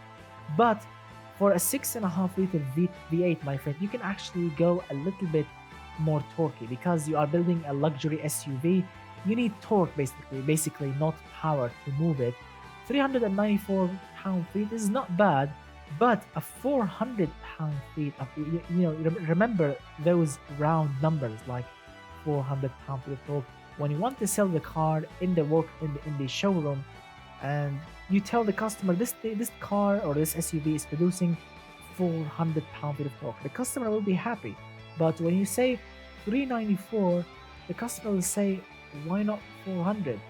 So yeah, and also it will perform better in BeamNG. Look at that. So let me demonstrate, Mr. Car Guy Club. Yeah, let me demonstrate, Mr. Car Guy Club. Let me demonstrate. You went with a two-way catalytic converter, which is really 1980s spec, not really modern 2011 spec. So look at that. If you go with a three-way, check out the difference. Check out the difference. Let me show you. Look at that. You got better performance index. I mean, you have 2 extra kilos. I mean, you will hardly notice. The engine got a little bit loud. You will not notice at all. Look at that. Look at the fuel efficiency. The engine was 20.2. Now it's 21.4. Right? It's more efficient. It's more earth friendly. Less emissions. It's more eco. It got a little bit expensive. Of course, this is a little bit expensive, but check out the difference. 407 horsepower, 417 pound-feet of torque. Now it's a proper 6.5 liter V8. Now you can sell it. Now people will actually buy it and enjoy it. Also, the RPM limit, 6,000 RPM. Look at that, because the power is peaking at 6,000 RPM. So it's not great. You need to add a little bit extra RPM. Check out the internals. They can go all the way to 7,700. So look at that. Let's go to 6,500. Or no, this is too much. Let's go 6.3 equal 6,300 RPM. Now it's realistic. Now it's realistic. Perfect, right? Now let's add 1 point of ignition, maybe another one, No, it's useless. Don't add ignition. So what can you do here? You can actually, pull a little bit of fuel out. This way you can make your engine efficient. As you can see, 406 horsepower, 417 pound-feet of torque. It's more efficient now. It's perfect. Yeah, it's perfect. Now look at that. I'm gonna leave everything as you did. Moving on. Here we go. Now let's fix the. Here we go. Let's fix this. Here we go. Now it's back to perfect.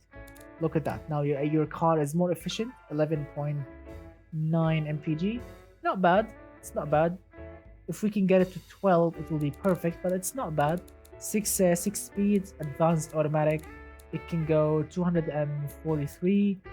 It weighs 2.7 tons. 2.7 tons. So it's really, really heavy. Steel rims, also a very heavy option. but it's not bad. Look at that, 8 seats, luxury sat nav. Yeah, very. Look at that, air suspension, active sway bars. It's actually very expensive, and this thing costs $57,100. Yes, it's expensive on paper, but it's actually the total price is it's cheap. Wow. 57,000. It's very drivable. It's very comfortable. It's a little bit sporty. It's very safe. It's better now. It's definitely better. All right, let's export it.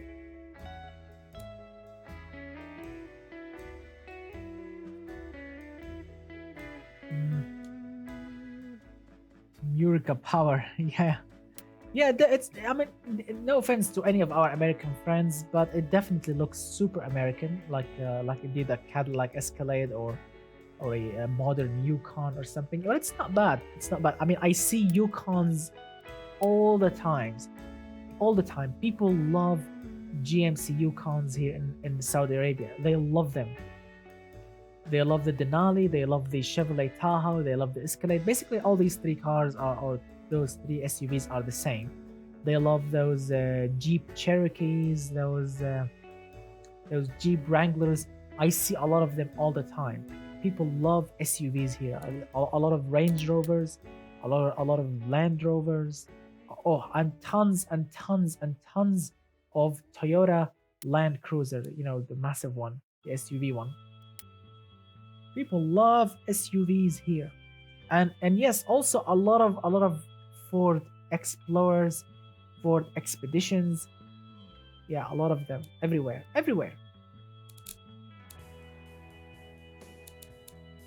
Let's see. I'll make a 2017 reboot as well. Nice. Good luck, my friend. But you know, nice car, nice creation. Look at that, Mr. Car Guy. Don't get me wrong. Your SUV is brilliant. I like it. It looks good. The engine is good, but those little mistakes, like the catalytic converter, like the fuel type, you know, a little bit extra attention, and your car is absolutely perfect. But nice work indeed. You come a long way, my friend. I really like it. Nice work. Keep it up. You'll definitely create really awesome things in the future. All right. Now this is a special car. Yes, you are reading this correctly. It's called the Plymouth Cuda 426 Hemi 1970 model. So yes, someone actually sent me this car on the livestream submitting page on Discord, and I couldn't believe my eyes. Is it really a Plymouth Cuda? I don't know. I promise you, I didn't open it yet. This is the first time opening it together. So let's see. Gonna be awesome. I really hope this thing is really like a Hemi Cuda.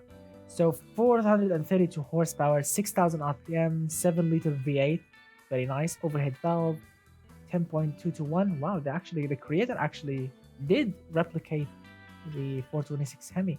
Single carburetor, I think, 4-barrel carb, rear-wheel drive, solid axle coil, double wishbone, really nice. All right. Oh my God, I'm crossing my fingers. Come on, please let it be a Cuda.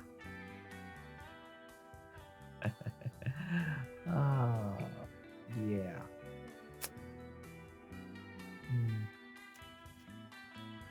Oh my goodness. All right, so no, yeah, the simple answer is no, it's not a Cuda. It's a two-door muscle car. Yeah, this is the simplest answer. I mean, I'm sorry, but it's not really. I like it. I like it as a muscle car, as a purple two-door muscle car in automation game. I like it. It looks good, although there are no wipers, no details whatsoever on this area. But I mean, and also, where are the exhaust? I can't see the exhaust tips. Where are they? So, as a car, it's not bad, but it's not really a Hemi Cuda. No offense to the creator, but it's not really a Hemi Cuda. It's a two-door muscle car. But kudos on the engine. The engine is actually surprisingly very well built. It's very similar to the 426 Hemi. So let's enjoy the engine. Here we go.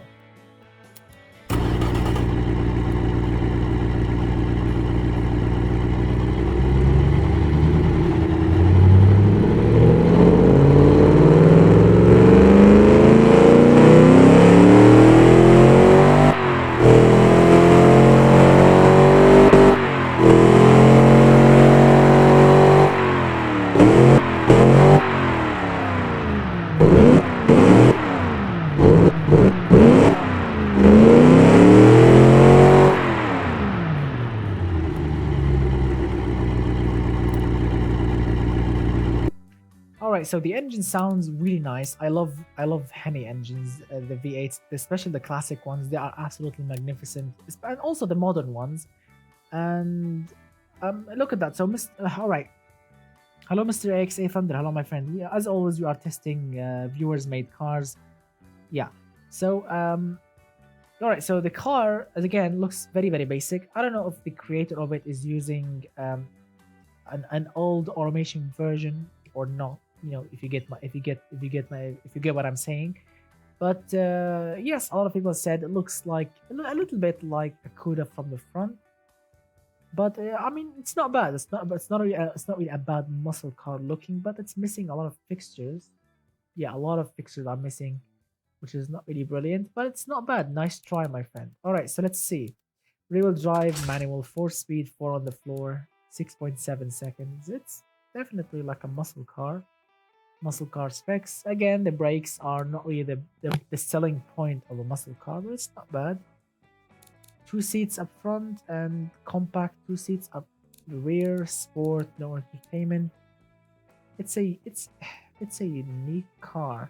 $23,000. Not bad. Alright, so let's export it. Let's export it.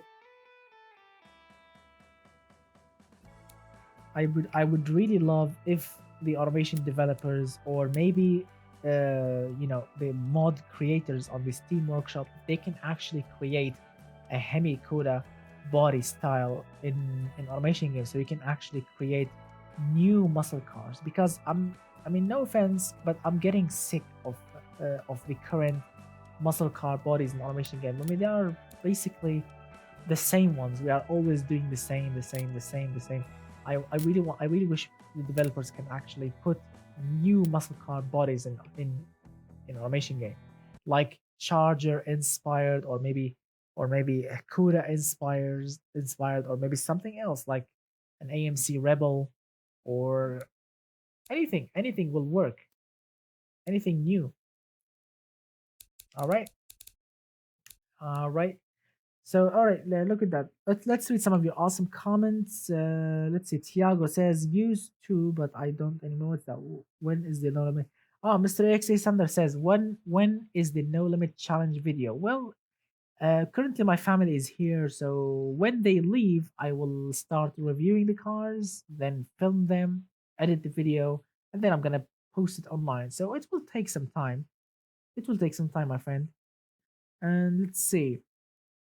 Mr. Tiago says, but I like to give everyone the same opportunity without having to install mods.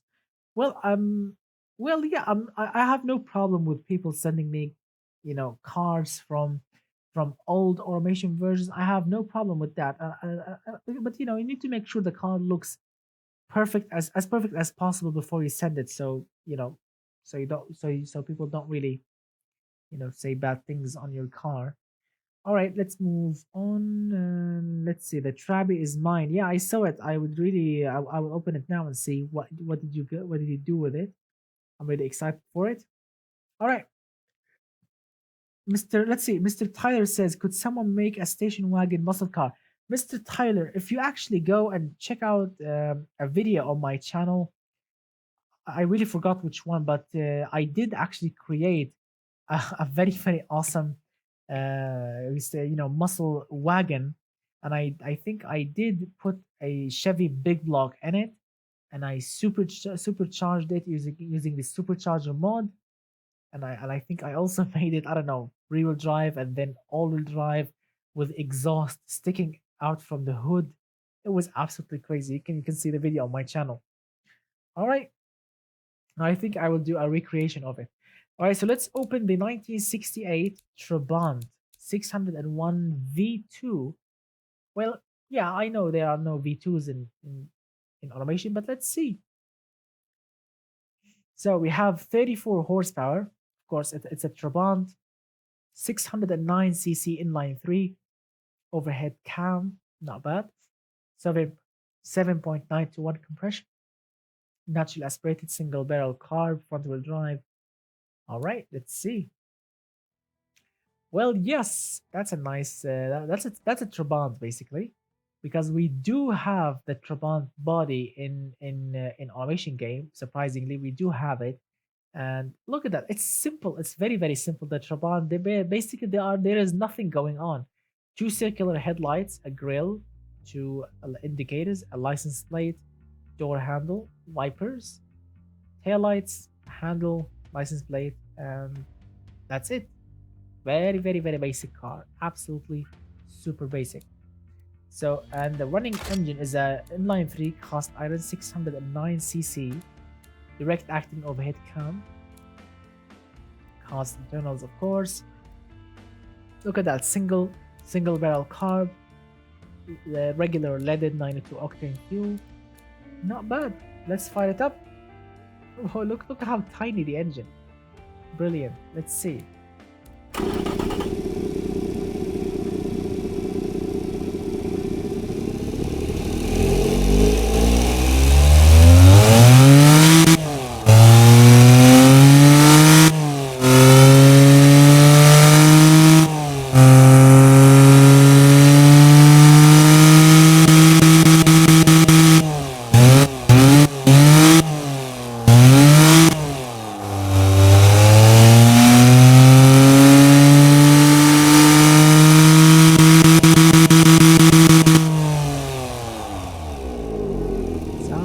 Sounds good actually. Surprisingly, sounds really good. Check out Mr. Battery Man. Put a supercharger in the Trabant. Well, what do you think, Mr. Max Power? Would you like me to put a supercharger on it? Would you like me to put a supercharger on it? Like the badge too? The badge is good. Yeah. Would you like me to put the supercharger on it? It's gonna be awesome. Next submission will be a rally version of it. More beans in the stock version. Yeah, more beans than the stock version. So let's see. We have front wheel drive, 4 speeds. Of course, it's gonna be super slow. 32 seconds from 0 to 100, which is very close to the top speed. Open differential, of course. Hard long life tires, drum brakes. Very basic car. Very, very basic car. Of course, it's a Trabant. 800 kilos, very light. Amazing. This thing cost $8,210, which is very, very affordable. 18 mpg, very efficient. Not bad, really. It's not sporty at all. It's a tiny bit comfortable. It's drivable. It's safe. Surprisingly, very nice. Not bad. Let's export it. I feel it doesn't have enough power to run a supercharger. Well, we can put a tiny supercharger on it, not a massive one, a very, very tiny custom one. Oddly says Jeremy Clarkson says yes, more power. Well, yeah, it's gonna be fun. I'm gonna behind the scenes when I finish reviewing those cars, and then when I close automation game, you will get the be right back screen. So then I will be quickly putting the supercharger mod on the Trabant and then fire up BeamNG. I'll try to be quick. All right, 3 cars left. We have the VC Labs Comet V 2003 model, the Wheat 1975, and the Royax something 2019 model. So let's open the VC Labs. 3-liter turbo TS blacked out tuner, F304 tuned. Let's see.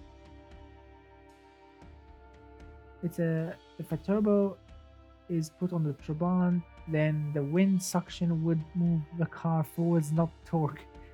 Yeah, super light car. So the VC Labs 436 horsepower, 3-liter inline 6. It's turbocharged. It's all-wheel drive. Seems decent. But let's see. All right, it's still is it still loading, or is there something wrong with the front lip? I think there's something wrong with the front lip. So it's a 2-door Hyundai Elantra. I think it looks very, very similar to it, and there is something definitely wrong with the front lip. I think. Let's fix it. Here we go. It's fixed. So it looks like a Hyundai Elantra maybe, but it's tuned. I don't know. So let's see. On paper, again, we have those specs, $39,000. 200 horsepower, 396. Gonna be interesting. So let's see. Treated steel. Very, very basic. And this is the beating heart of it. Double overhead camshaft, 4 valves. Not bad. Let's check out the turbo. Very nice. Alright, everything seems to be very nice. Let's fire it up. Wow, this engine is actually running on 700 RPM, very slow idle, not bad.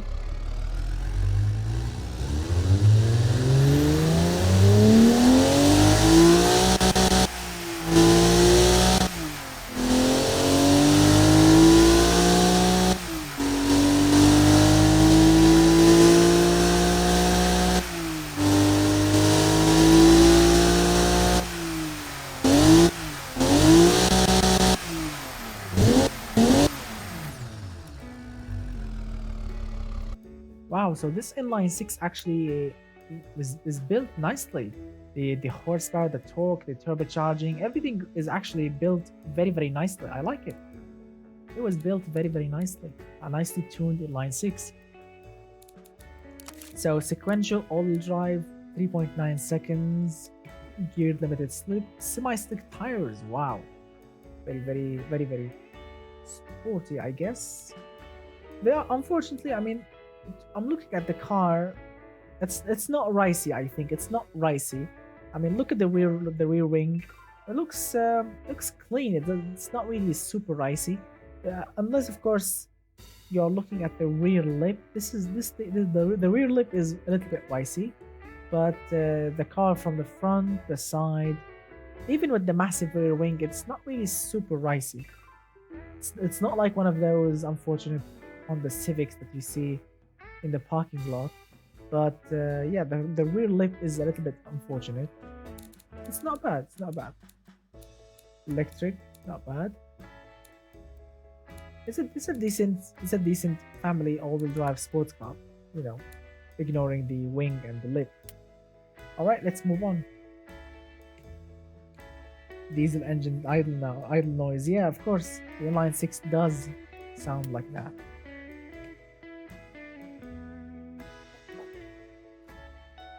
It's more Fast and Furious 1 Civic without neon. Yeah, the black one, the black Civic, yeah. Funny, Mr. Tiago, funny, because before I started the live stream on TV, on the movie channel, they were actually showing the Fast and the Furious, the first one, with the black Civics and the green neon. And that Mitsubishi Eclipse there, that green one, Danger to Manifold. I've never seen something more, I mean, I'm sorry to say this, more stupid than that. Danger to Manifold, which is in the engine bay, and then the floor of the car, or the footwell, or whatever they call it, the bolts started to fly around, and then the floor got dropped to the ground. What's the connection between the manifold and the floor?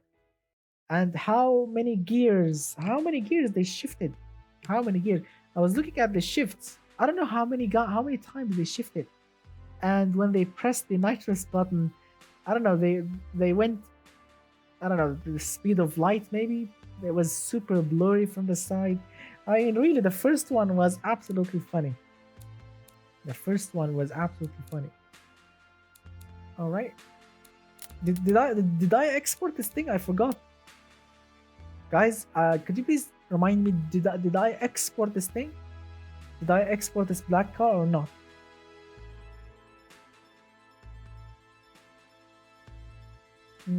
Guys, did I export this thing or not? I forgot. All right, good. Thank you for reminding me.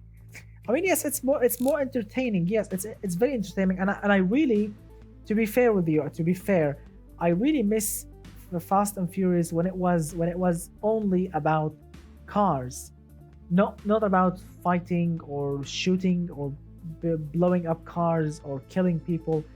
I really miss Fast and Furious about racing, cars, and if I'm quoting Mr. Vin Diesel, about family. So yeah, I really miss that.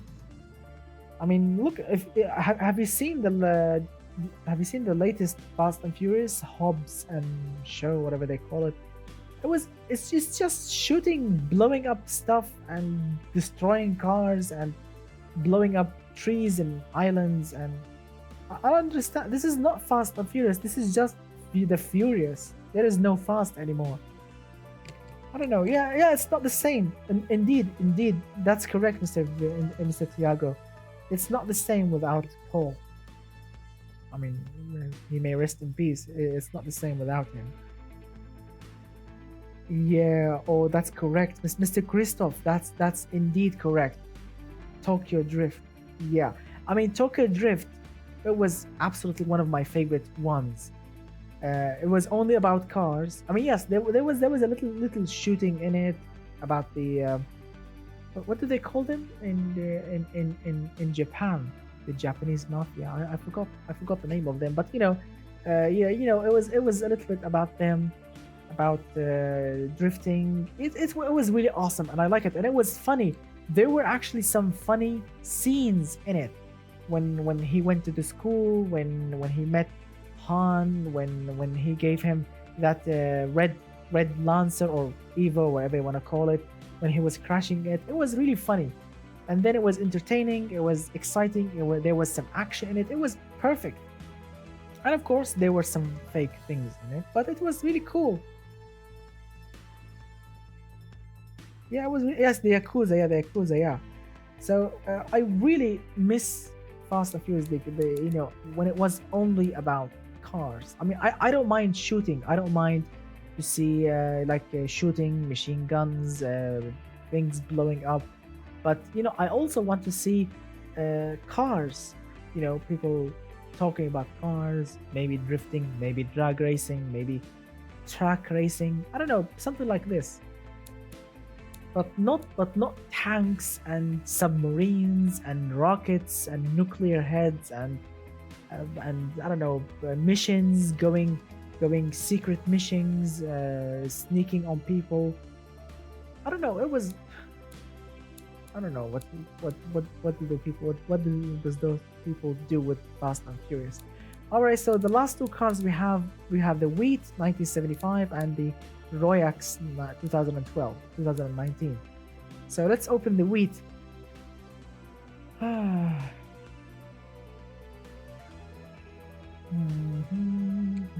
All right, so the Wheat. All right, so I've seen pictures of this thing. I've seen pictures of this thing on the Discord. Basically, the creator of this car wants to create something, basically like a beater or a broken car, basically. So what he did is a broken car, basically. Check out the. I mean, he did a very very awesome work, because it's not easy in automation game to create a broken car. It's actually difficult. You have to pay attention to the details. Check it out. Look at the headlights, the broken grille, the broken front bumper. Look at that. Different mirrors. I like it. Different side mirrors. Like, look at this. This is like a junkyard repair from a modern car. This is the stock one. This is look at the broken trim. This is like a replacement door, and oh my god, how much time he actually spent on painting this door. Look at the broken trim. I love it. No rear bumper. It's broken. We have a broken tail light here. I love it. It's not. I promise you, it's not easy to create a broken car in automation game. Yeah. Let's see. All right, here we go. So 60 horsepower, 1.4 liter inline four, 2-barrel carb, rear-wheel drive. It's a basic car basically. Let's see. Steel body, monocoque steel chassis, basic car. Look at the basic inline four, single overhead camshaft. Minus qualities. Very good. All right, let's fire it up. Minus quality engine.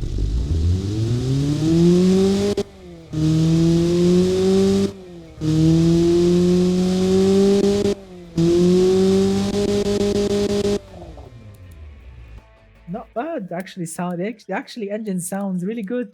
And check it out.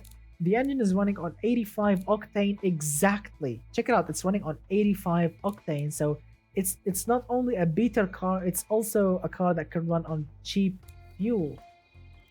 Cool. I like it. Rear-wheel drive manual for speed. Of course, it's open differential. Wow. What a unique car indeed. Minus qualities on everything. No luxuries whatsoever. No safety whatsoever. I like it. I definitely like it. $9,000 for this thing.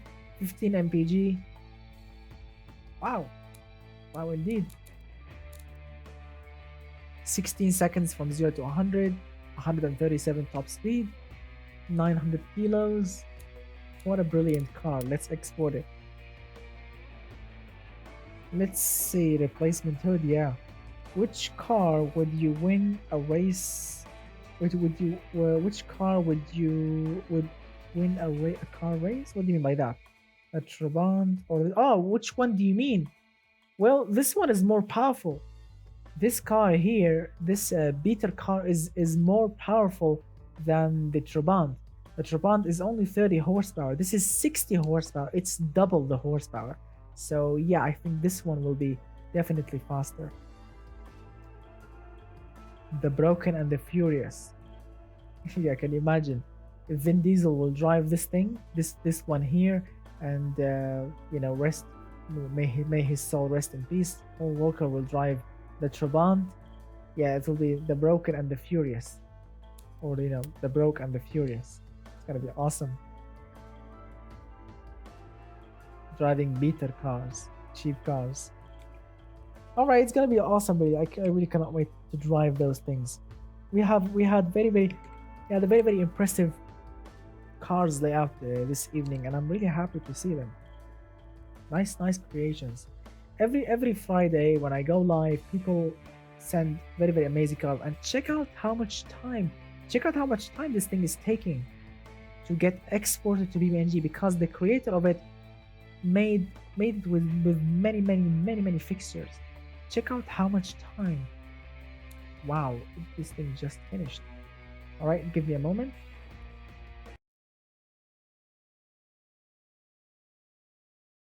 Here we go. Let's move on to the last car and move on. All right, let's move on with the last car and see how that thing looks and drives, and then move on to BeamNG. All right. The last car that we have here is called the Royex Coupe Shooting Brake GT. What a special name. So a 4-liter inline 6, it's turbocharged, 471 horsepower, all-wheel drive, double wishbone push rods. Very unique. Let's see. Wow, that's a unique looking car. Looks great. Looks very great, but it's very unique.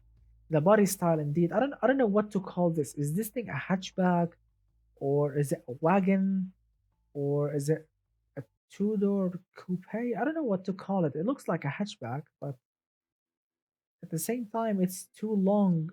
This thing looks like a wagon also. Indeed. Let's see. Let's start from the beginning. We have aluminium body, monocoque, AHS steel. And this is the beating heart of it. 4-liter inline 6. Not bad. Forged 9.021. Not bad. Not bad at all. I apologize, I was yawning a little bit. And not bad at all. Let's fire it up. Wow, that sounds like diesel indeed.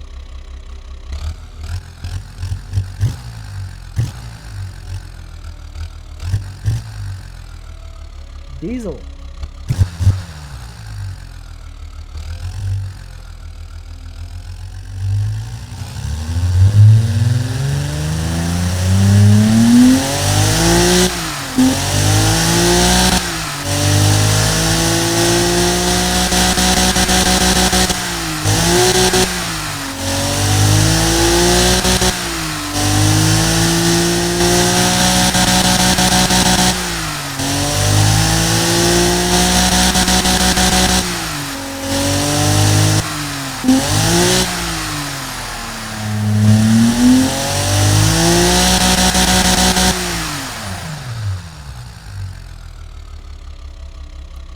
Wow, the engine sounds like diesel and idle, and then when it revs up, sounds something absolutely super awesome and super different.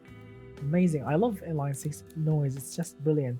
So all-wheel drive, dual clutch, 7 speed, 3.3 seconds, very quick. I like it. Wow, it's very decent car. A very decent car. Now this is a very unique point that I don't understand. I mean, look at that. It's a long body. We have this empty area back there. We have only two seats up front here. We have only two seats here, right? So what is this open space? Is this like an open wagon maybe? I mean, I'm telling you, it looks like a hatchback and a wagon at the same time, or a station wagon. So I don't know. This is like an empty space. You put cargo in it maybe, or things in it. All right. So it's unique in its own special way, but it's not bad. It costs 63 or nearly 64,000 bucks. 30 mpg, very efficient. It's drivable. It's sporty. It's comfortable. Wow, it's really good actually. Not bad. Not bad at all. Let's export it. It's a big trunk. Yeah, a dog will definitely be happy back there. Very large space. Very large open space.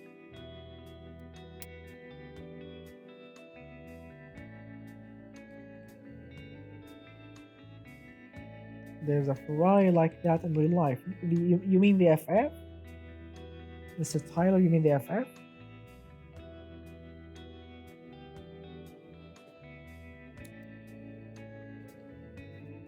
All right. So we finished exporting all the cars to BeamNG. Now what I'm gonna do is simple. I'm gonna shut down automation game, and you will get the be right back, the BRB screen. So be patient, my friend, because I'm gonna be putting the supercharger mod on the Trabant and on that beater. Let me remember the beater name, which is no, not the VC lap, the wheat. All right, the wheat.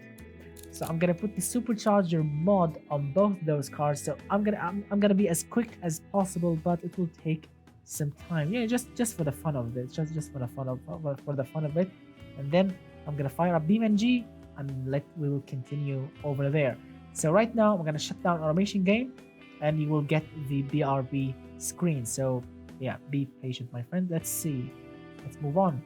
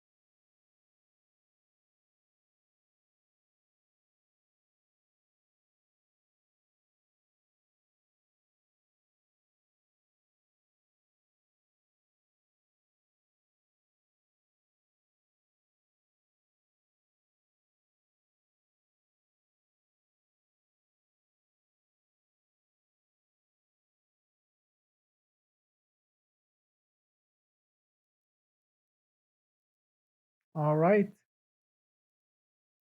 All right, gentlemen. All right, gentlemen. We are in. Yes, my friends, we are in BeamNG.drive. Here we go. We are in BeamNG.drive, and now, yes, the supercharger mods are in the Trabant and that Beater Wheat car. So let's put them to the test and see how those things will actually run. So of course, let's try something new here. So let's go to, let's see. Let's go to the West Coast test track and see how they will actually run over there. Here we go. Let's begin.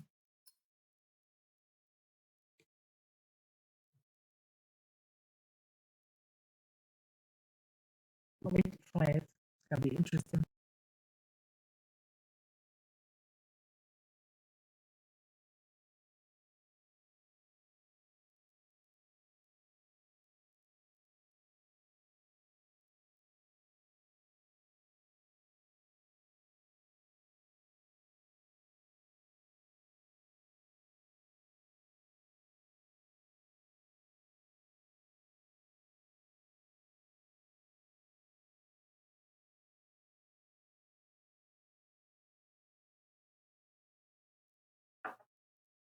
It's gonna take really long.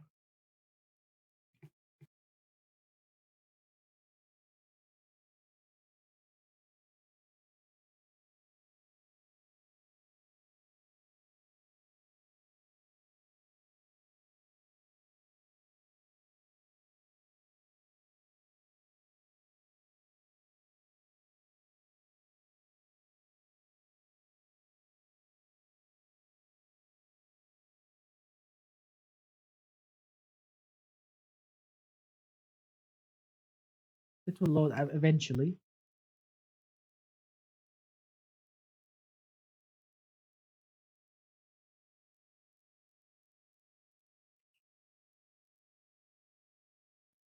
It's taking really long.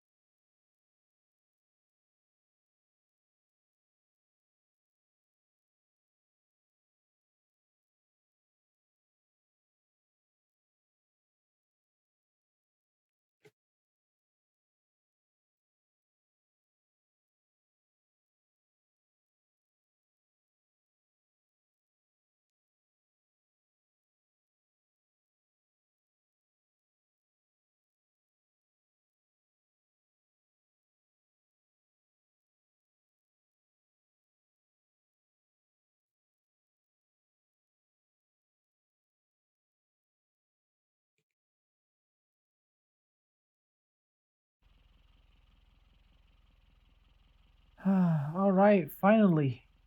God's sake, this thing finally loaded. Goodness, it's getting really annoying sometimes. I don't know what's wrong with it, but it's taking really long. I don't know what's wrong. Since BeamNG got updated, I don't know what's wrong with it. It's taking a ton of time to load. I really hate waiting. And I mean, my computer is not rubbish. It's actually a fast computer, but I don't know what's wrong with it. It's just taking a ton of time to load, which is absolutely rubbish. All right, here we go. So we are on the amazing test track on the West Coast map. So let's start with our first car. Let's be as scientific and as funny as possible. I still have some of the cars from the previous live stream, so yeah, don't worry about it. So the first thing we need to try is the AME Kinshi, which is a front wheel drive, very efficient, sporty convertible. So let's see how that thing will drive. It's gonna be interesting.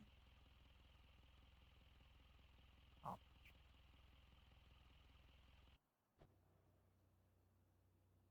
really? Check it out. It's taking even long to load the car.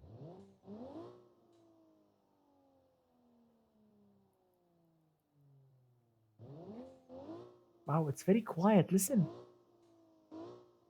So what we have here is a very efficient 279 horsepower, 250 pound-feet of torque, very efficient two-door convertible, as you can see. Looks The car looks actually very cool. Check it out. The car looks very angry, very sleek, but it's front-wheel drive. So let's see. Three, two, one.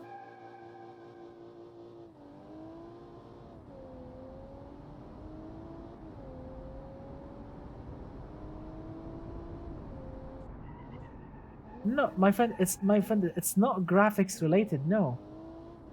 It's not about graphics. It's about, I don't know what's wrong with BeamNG. Look at that. The frame is really high. It's 60. The GPU is running really smooth. It's not about it's not about GPU performance. But wow, surprise, this front wheel drive thing is actually not bad. Check it out.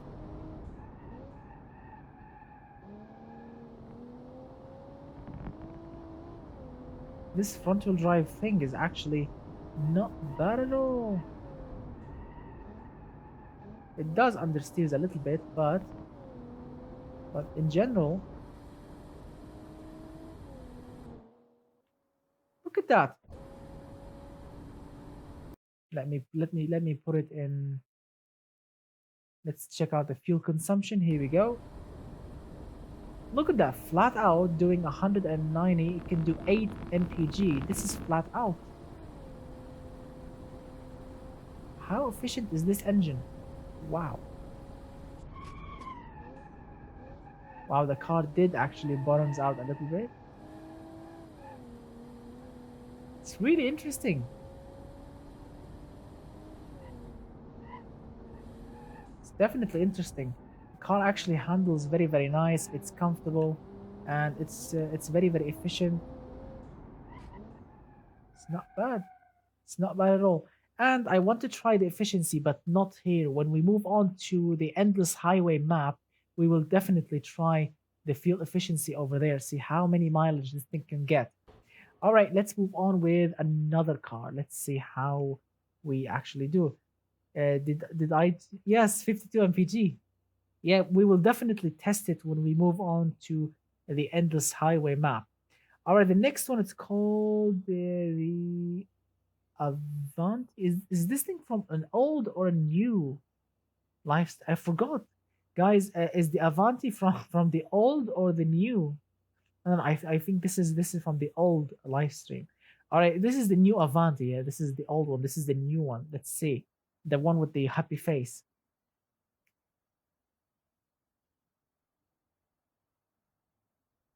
By replacing some DDS files for PNG and all the maps.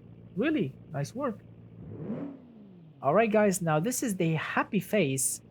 This is the cute happy face. Um, let's call it Miata muscle car. We have a 200 horsepower, 35 horsepower V8, 265 pound-feet. It's rear-wheel drive. It's open differential. It's a 1980s, basically muscle car, two-door muscle car. So let's see how to perform. And of course, the most important thing for a muscle car is a burnout. So let's see. 3, 2, 1. Very nice.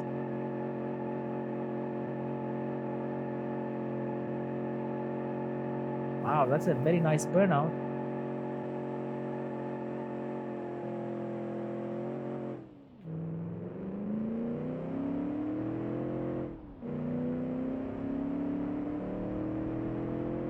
Nice start. Yes, no ABS, I forgot. Oh, the brakes. Well, it's a muscle car.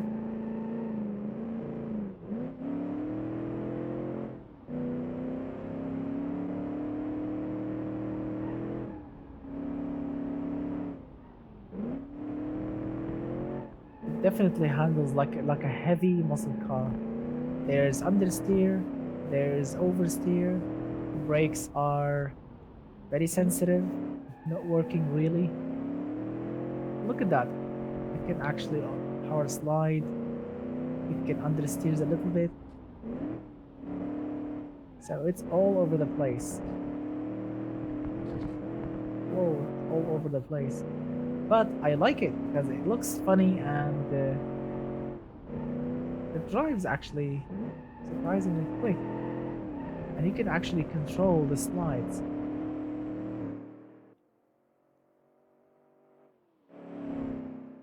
Surprise, surprise, looks looks great actually. Look at that, it's quick.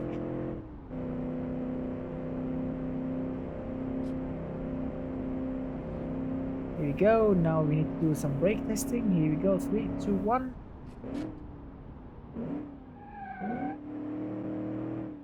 Alright, we did actually slow down.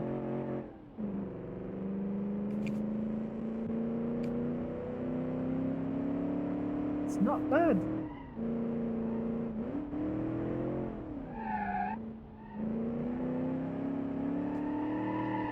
Oops.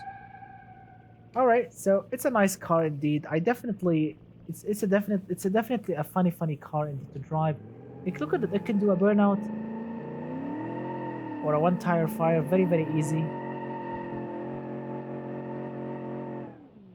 Really fun car, looks great, and it definitely is a fun car to drive. Very nice work. I genuinely love this thing. Really nice. Alright, let's move on with number 3. Number 3, what do we have here?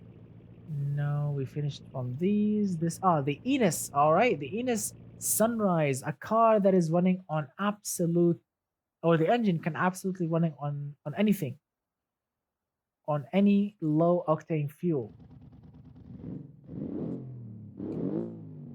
All right, gentlemen, this is the Enos as the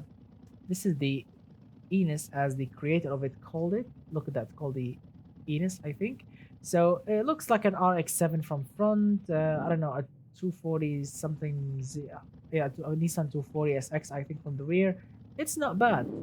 You have a Boxer 4 turbo, nice amount of horsepower, nice amount of torque, but the engine can run on absolutely any low quality fuel.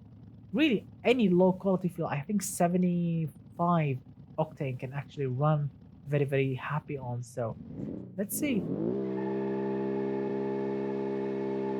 Look at that, doing burnouts, running on, I don't know, on vodka maybe, or on whiskey or wine. It's running on anything. We can do a burnout.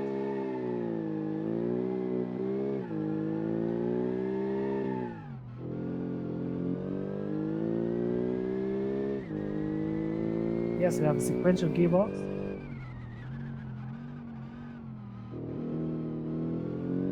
It's powerful actually.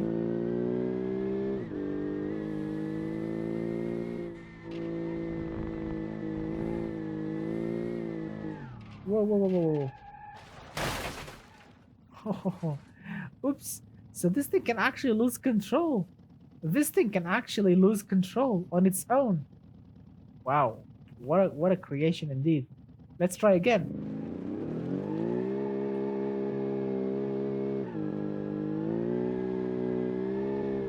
Whoa, this thing can actually lose control.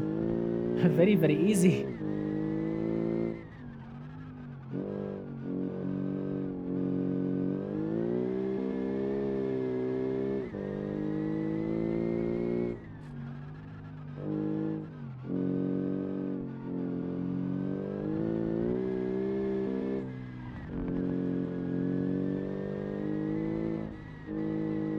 This thing definitely is dancing all over the place. Here we go.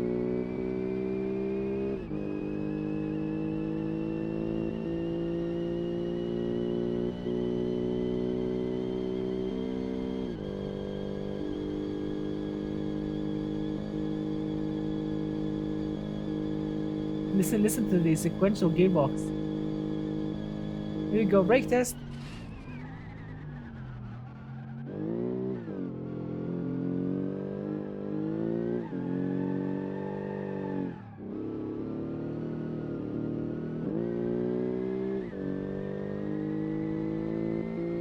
It's not bad. and it can run on anything. So it's a win-win. You can buy the cheapest fuel ever, and you can just burn it by drifting, doing track days. It's really awesome.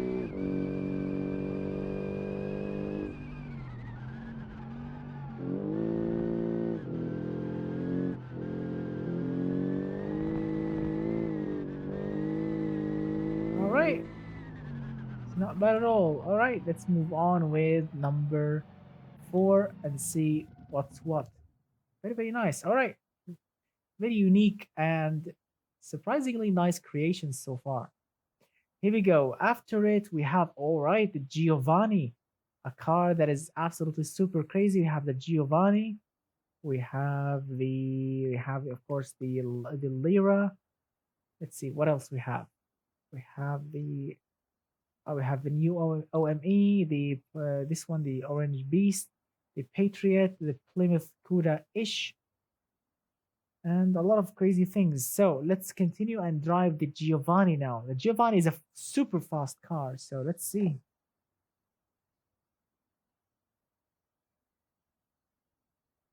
Sounds like hot tea on stove, yeah.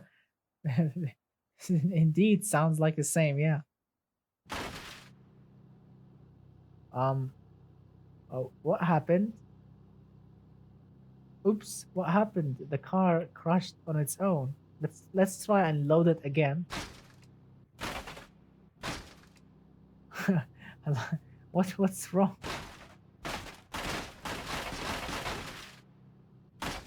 Oops. Well, the car is refusing to get those fixtures on it. The car hates those fixtures and doesn't want to really to have them on its. All right, so I think look at that. Look at the fixtures on the ground. Every time I press the brakes, these fixtures do light up. And check out the indicators on the ground. Check out the indicators on the ground. Weight reduction. Wow. All right, let's see. So what we have here, 886 horsepower, 630 pound-feet of torque. So let's see. Wireless. 3, 2, 1.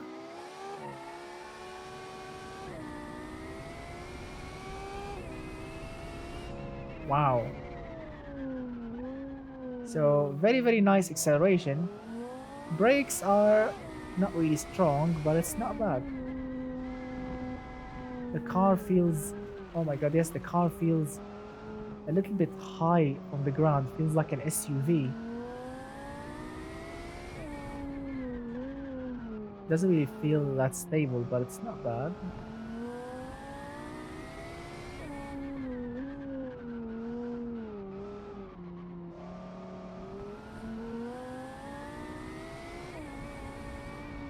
Yeah, suspension is definitely weird. Alright, straight line performance.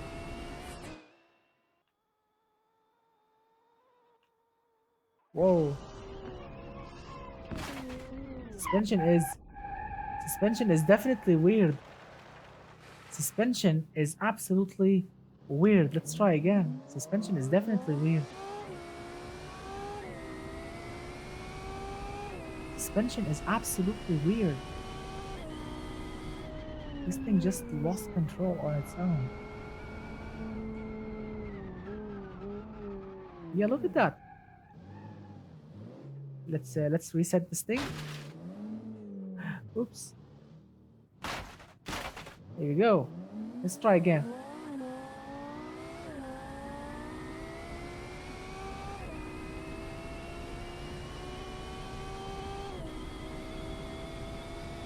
Look at that. This thing. Oh my god, this thing wants to lose control. It's not stable, unfortunately. Oh my god, and the brakes.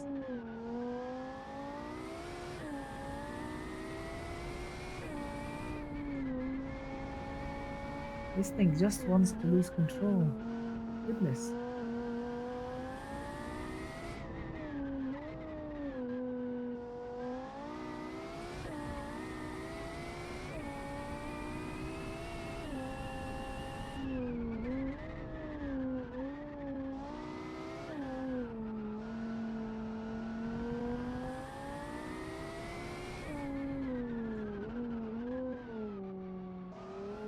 Wow. I mean, no offense to the creator of it. I mean, I love. Oh my god, check out how bright. Goodness. Oh my god, the lights are super bright. All right, so oh my god, my eyes. All right, so the car. I mean, when it comes to the style, it's actually very stylish. But the rims or the wheels are too big, and the ride height of this car is absolutely ridiculous because it looks like an SUV, which is not really nice, unfortunately, to drive. It's nice to look at, but it's not nice to drive, unfortunately. Hammond would be proud. Yes, two crashes in the row in a row. Hammond would be definitely proud. All right, let's continue crashing. The next car is called the Lyra Delirium NX, also a monster track car. The Lyra is supposed to be a very stable and very powerful car. So let's see.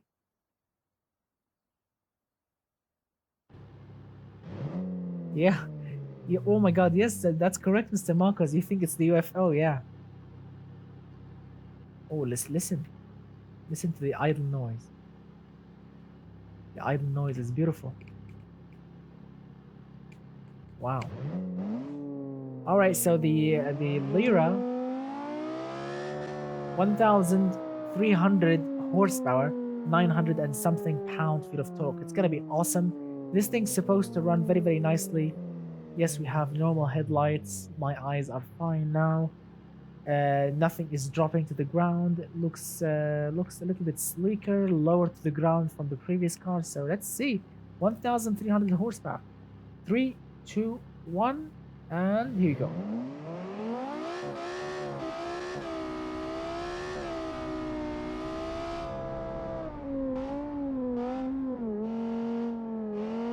All right. So far, so good. Oh my god. Understeer. Man, I hate understeer. Let's try again. We definitely broke the suspension. Let me reload the car again. Here we go. Hammond is definitely proud tonight.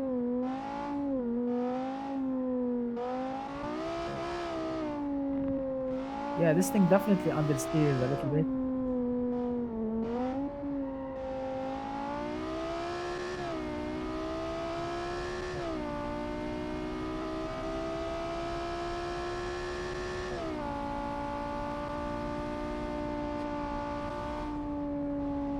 Oh my god. Stop. Brakes did fade a little bit.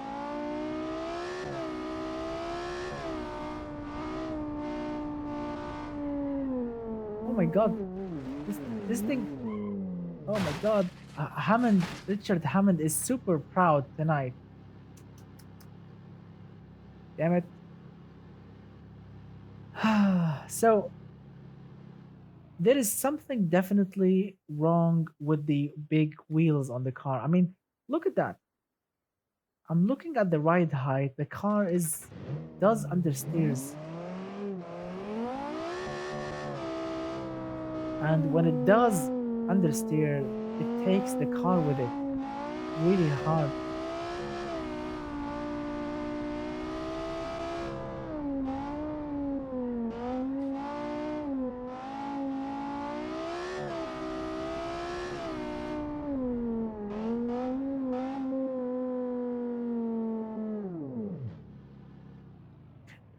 I mean, look at that. At first, I love this car. I mean, it looks very serious, very awesome, very like racing cars, and I definitely like it. But it does understeer. I don't know if it's because if it's from the all-wheel drive system or because of the ride height, which is absolutely high. Also, check out how high the car is. I don't know. There is something making this thing to suddenly hook to the ground really hard and then just flip on its face or understeers into a wall, which is absolutely crazy. I love it, but definitely needs better suspension and better tires tune. Definitely. I love it really. I genuinely love the looks of it, but it definitely needs a better suspension tune. I mean, no offense to the creator, but needs fixing. I love it. All right, let's move on. The next beast here is called the OME Edna. Supposed to be very, very nice. Let's see. Yeah, indeed, the rims are huge.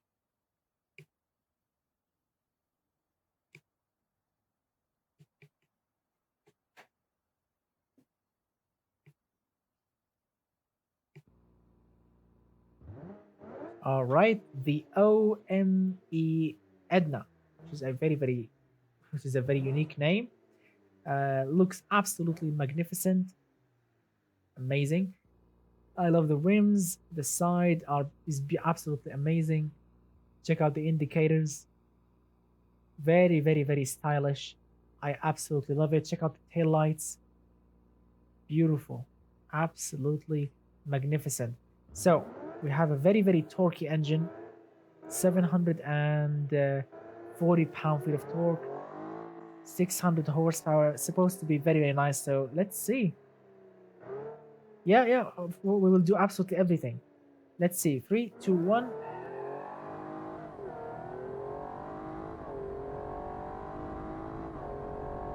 Wow.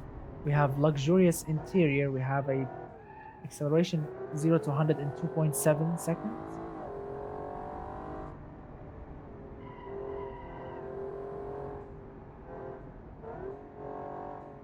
Feels very nice.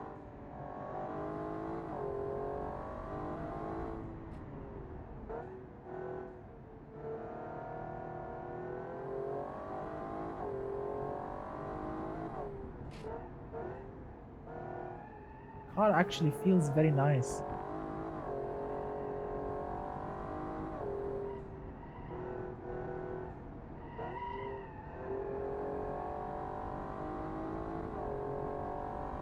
Very stable. I love it. It's absolutely super stable.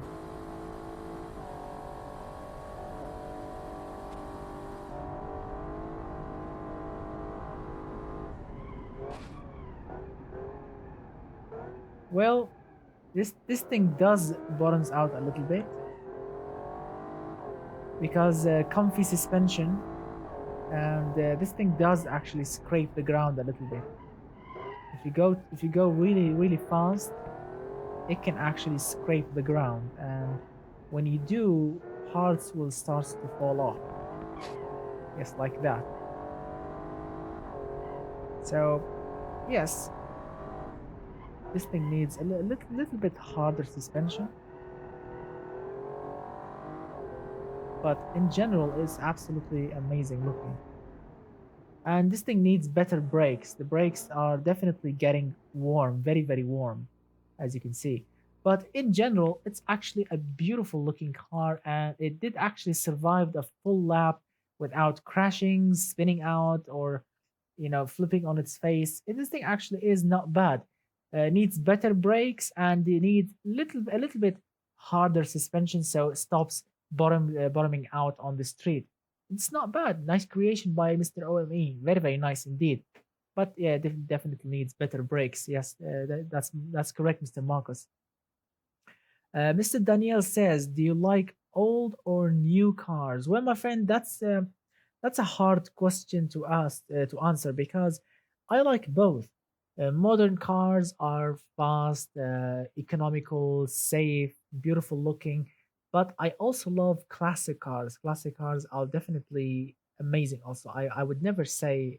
I mean, I can't pick modern or classic. I can't pick because I like both.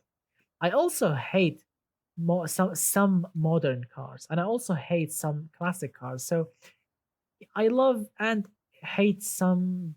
So yeah, I mean, I can't choose. I like both. Yeah, yeah. Of course, smaller rims on this one definitely made it a little bit stable indeed. Yeah, but the previous two cars were with those huge rims. They were absolutely unstable at all. All right, back to the huge rims with the Palomino Igma P1. Also back to the huge rims now.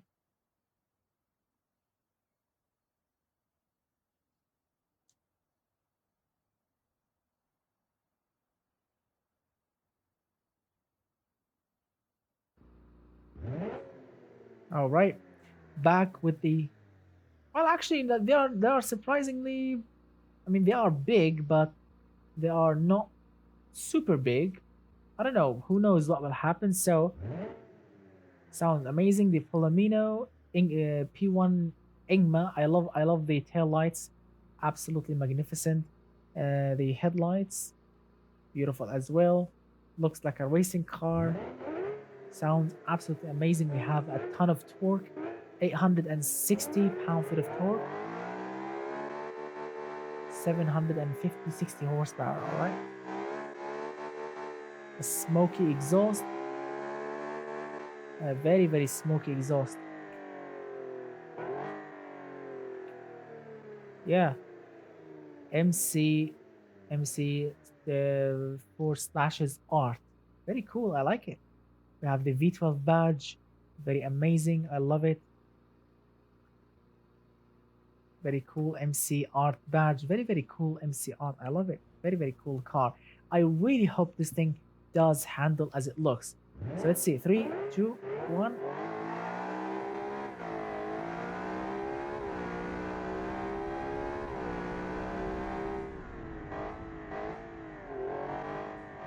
All right. Very, very nice start.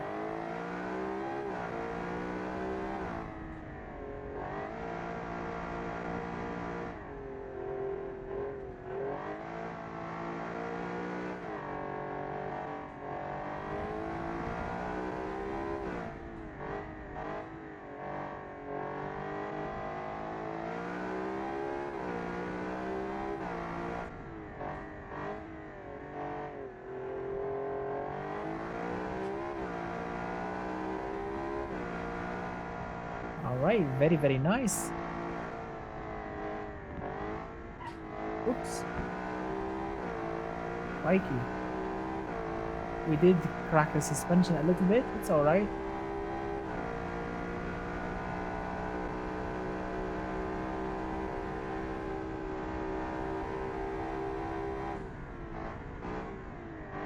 Ah, the brakes do fade a little bit. It's all right.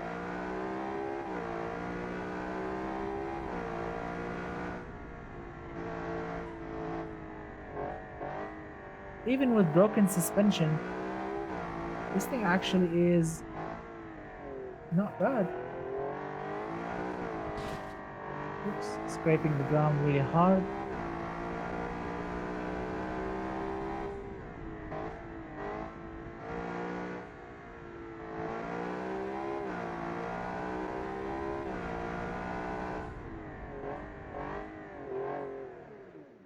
All right. So that's a pretty decent car indeed. Yes, we did break the suspension a little bit by smashing into the wall, but this thing with broken suspension kept on going really hard, very grippy, very brilliant. I love it. I genuinely love the tune on this car. The car, yes, it's a little bit high from the ground, but it's definitely better than the previous cars that we have seen. Very, very nice looks indeed. Very nice performance. It's really grippy. It's just absolutely magnificent. It's fast, it's very controllable. Very nice work, my friend, indeed. Amazing attention to details. That's what I always love to see. Kudos. I love it. I genuinely love it. Nice work, my friend, indeed. All right, let's move on with the next car. All right, the next thing. Ah, yes, the SUV, the Patriot Parade LX. Let's see.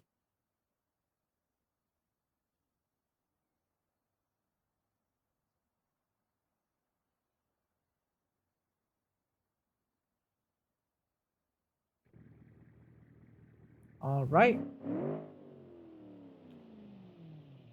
All right, now we have a luxurious SUV. Yes, success, my friend. Indeed, I'm really happy. Yeah. So we have a luxurious SUV ish made by Mr. Car Guy Club. I really hope he's here. We have some mistakes like the rear material. It's in blue and it's supposed to be in black. It's all right. Needs a little fixing. We have the chromy front lip. I didn't notice this in automation game. It looks I'm sorry, it looks ridiculous here, but it's not bad. The uh, the wipers are not really great looking.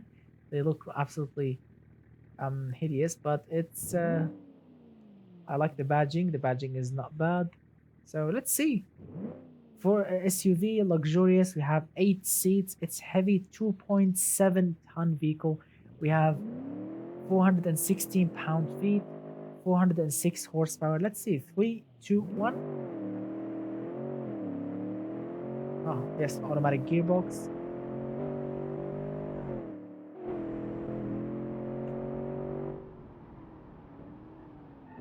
Come on, stop. Very, very heavy. But so far, so good.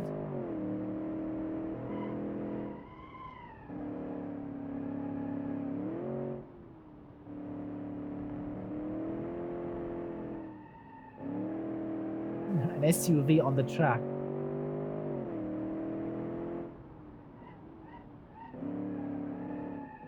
Surprise, surprise, it's not that bad.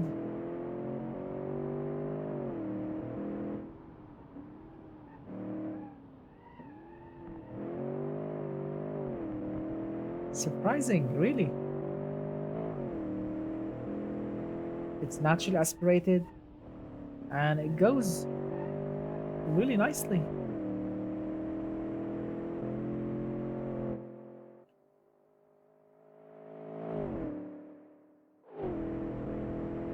The lumber bus. Skyline lift. Surprisingly, look at that, it goes. Alright, now brake test. 2.7-ton braking. Here we go. Wow, the brakes are definitely super strong. Look at that. No overheating. Nothing. They are still cool actually. 2.7 tons. And the brakes are still cool. I like the brakes. The brakes are definitely better than previous cars that we have seen. Stopping a 2.7-ton vehicle.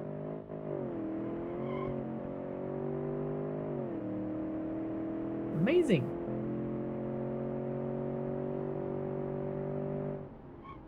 Look at that, 2.7-ton, slowing down, no problem whatsoever.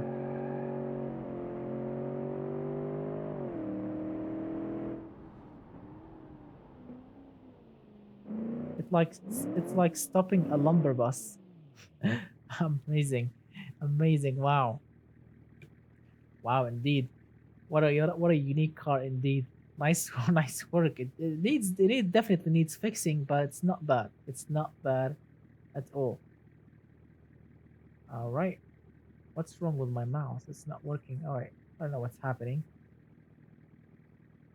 All right. So the next car that we have, let's see. The next car that we have, we finished from the SUV. Come on, what's wrong with BeamNG?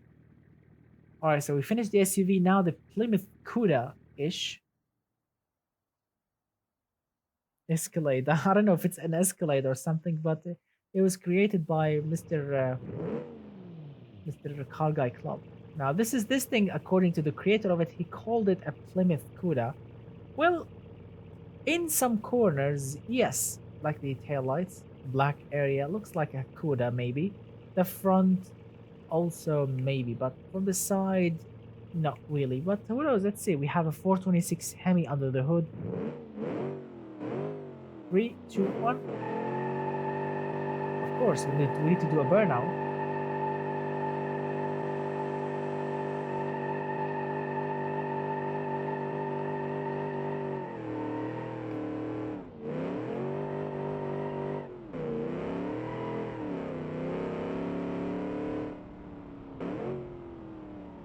Whoa, the brakes! My foot hard to the floor and nothing.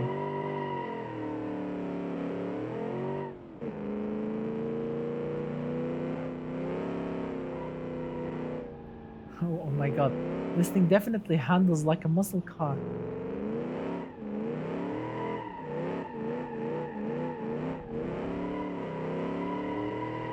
Look at that, one tire fire. All the way.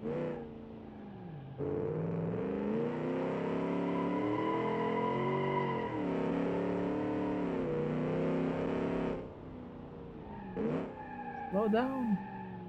Oh my god, the understeer.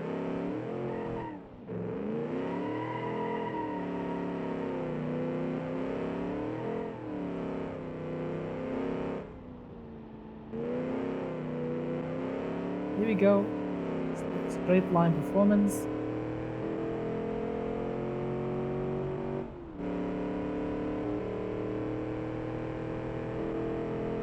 It's very quick, I have to say.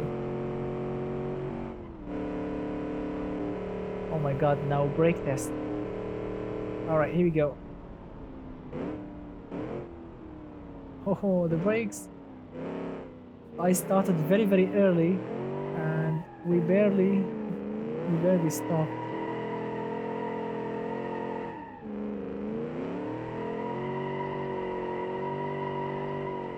It's fun actually because you are just burning the tires. It's a tire smoking machine.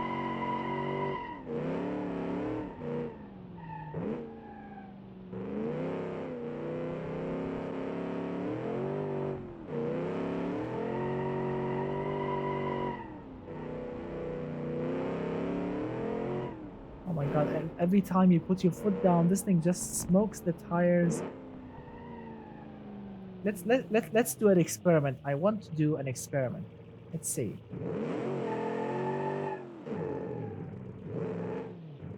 No, it will only smoke on first gear.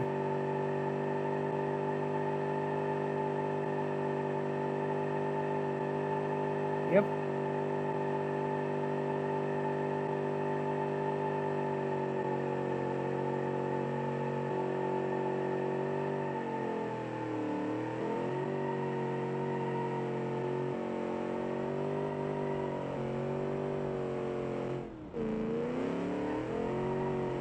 Oh my god. Oops. It's a tire smoking machine.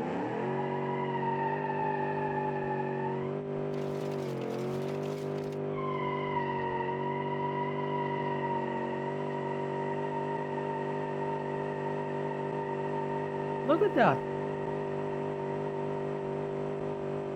My god, this thing never stops smoking the tires.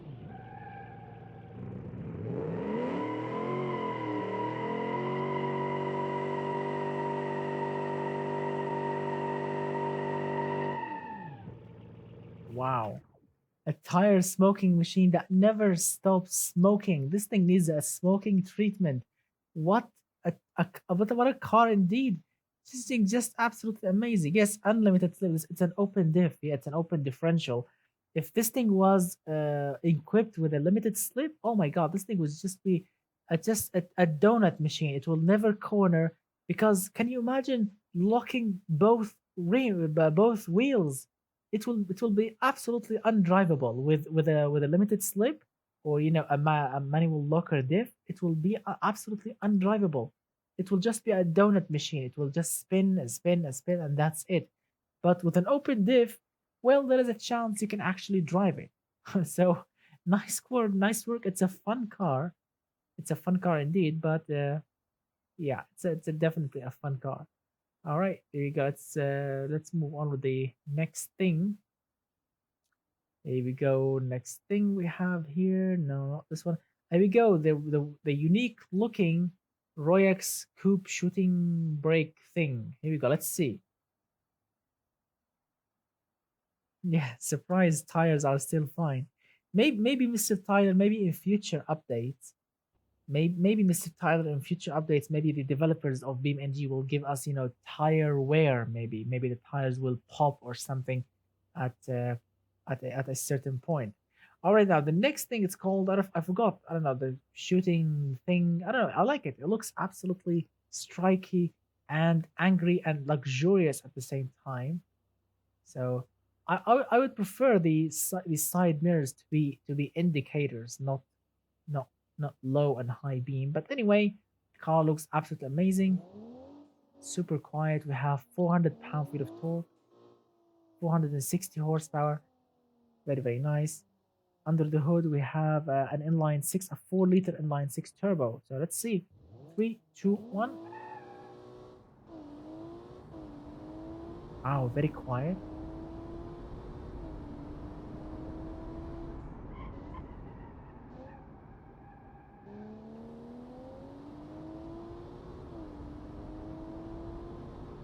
I like the rear. The rear of the car is beautiful, actually.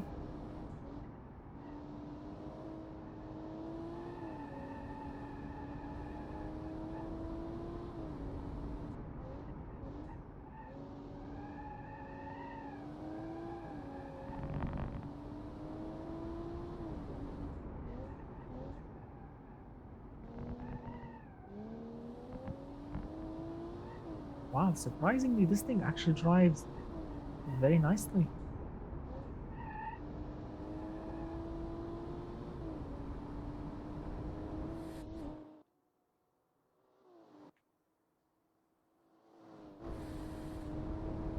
Wow, I like it. Actually, this thing drives really cool. Here we go, brake test and stop. Well, the brakes can get hot, but they will get cooled down immediately. Wow, what a stable car. Amazing work.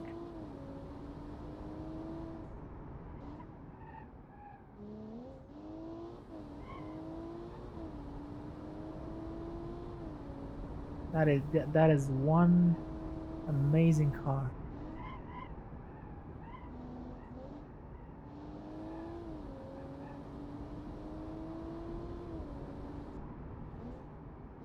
Wow, that is one looking and one driving amazing car.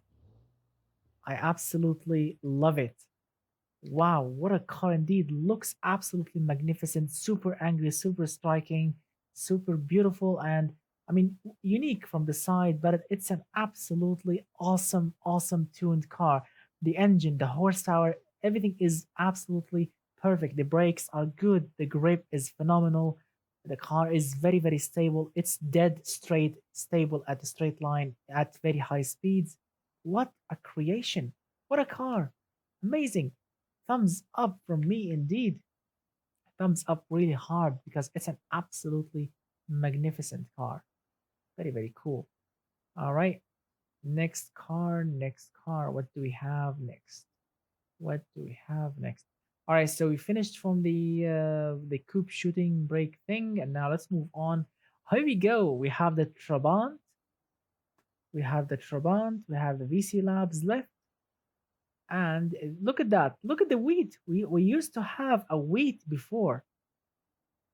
Yes, the creator of the wheat did send me, I think on the previous live stream, maybe. This is like the beta version of the car that he did in the past. Wow, what a crazy creation. All right, let's try the Trabant, naturally aspirated. And then, of course, let's try and, well, supercharge it. If people only stop copying Evo X lights. All right. Oh my god. Oh my god. Check out the power curve in BeamNG. There is no power curve. There is no power. A little bit of torque here and well no power left. Wow. Wow. Wow indeed. There is no power whatsoever. It's just linear line, nothing.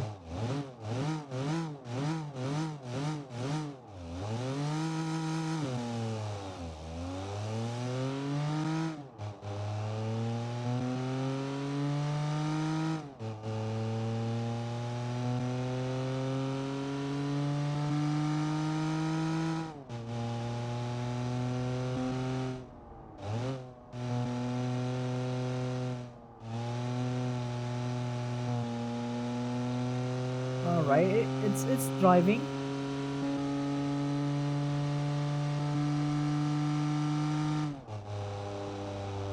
Oh my god, we are losing speed. Fourth gear. Fourth gear, flat out, and we are losing speed.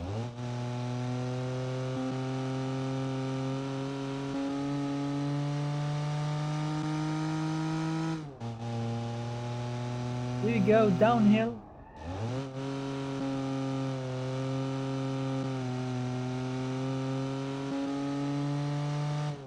can do 11 mpg, 16 mpg, flat out. Wow, it's actually economical.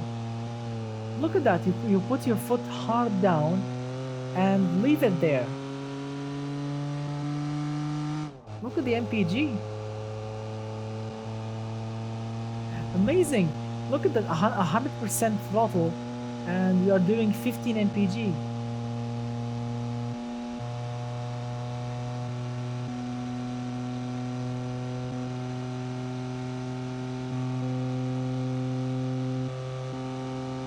Look at that, 15 mpg, flat out, nearly 100. Come on. Come on. Give me 100. Here we go.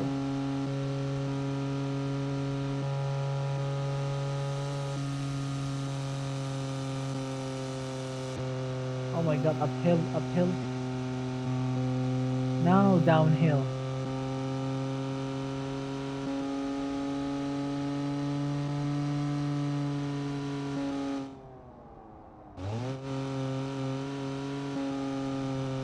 Oh my god. This thing is absolutely super slow. Let's try and fix it. All right, supercharger time. Let's see how much power we can actually put on it. Let's go centrifugal, being, real, because you can actually put a centrifugal on anything. Here we go. Wow, not much power. Not much power. Let's see, fuel volume. Let's go a little bit less fuel. Make it lighter. Red line, the same thing. I think 6500 or something like this. Here we go. Power all the way. Friction, overdrive. All right, let's go all the way balls to the walls and see how much power we can make. That's it.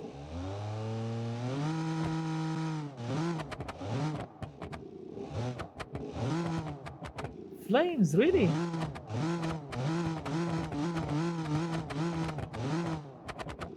That's it. That's pathetic. There is no horsepower.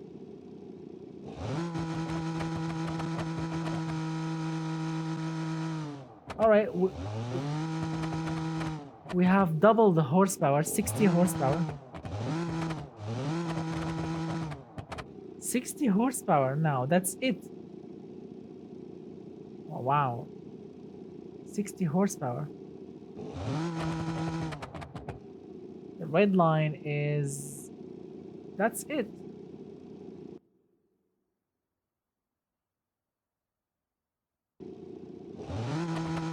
That's it. The red line, even if you put it like, look at that, 15,000 RPM, right?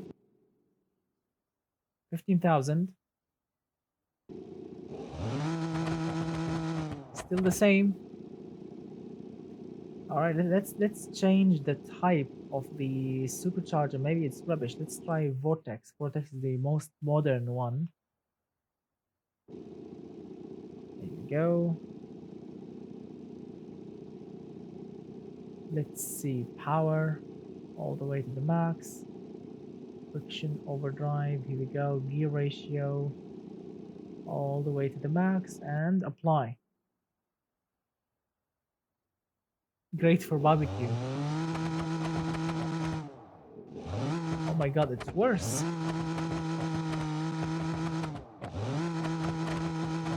Oh my god, it's worse. Let's get back to the centrifugal. Is actually a lot better. All right, let's go back to centrifugal and then let's put nitrous on it. I want to put nitrous also on it, so here we go, maxed out, friction, overdrive. Here we go, rate. Let's increase the rate a little bit. Make it loud. Here we go.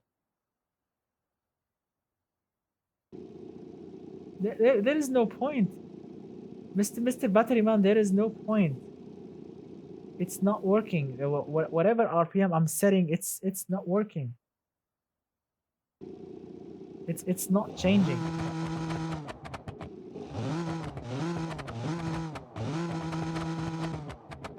Whatever Whatever RPM I'm setting, it's the same. It's not changing, Mr. Battery Man.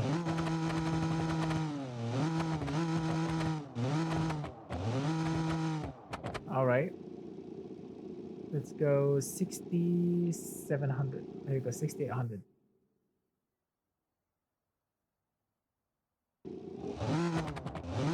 There we go. It's equal 6,800 maybe, or 6,500, I think. For God's sake, come on. All right, let's go 6,700. All right, and now let's put nitrous. I want to put nitrous on it. I want to push this engine to the limit. See when it will blow up. Let's see, nitrous oxide. Here we go.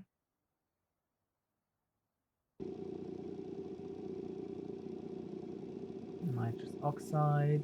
Size shot. Nitrous oxide bottle. All right, here we go. Now, where's nitrous? Let's go 25 liters. No need for that. Add horsepower. Let's add 100 horsepower. Maybe the engine will explode. Who knows? All right, here we go. 100 horsepower. 100 horsepower. Will it explode? What do you think?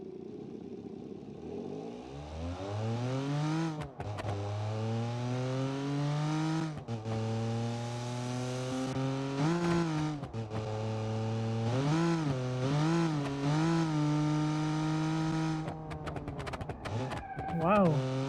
Nitrous did definitely.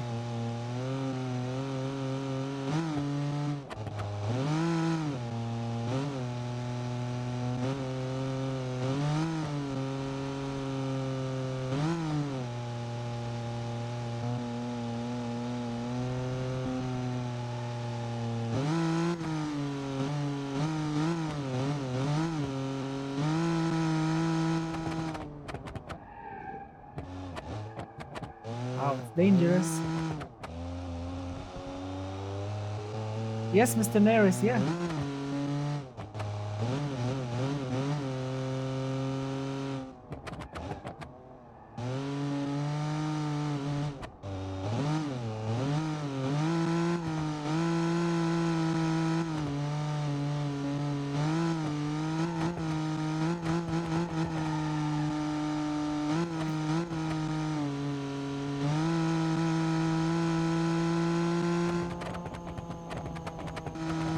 Oops.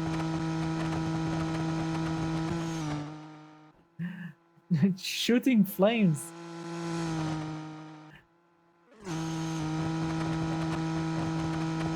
That's it.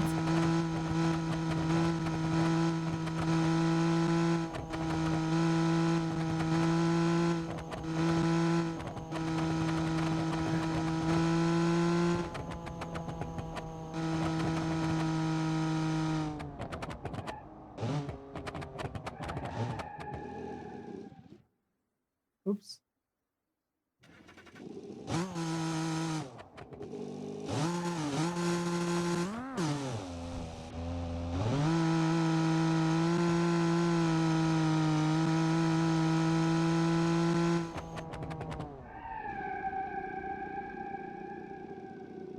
You should get 40 psi then. Where?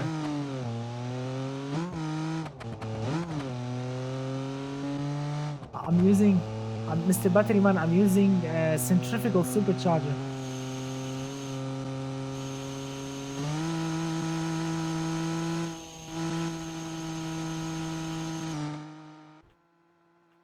Shooting flames only.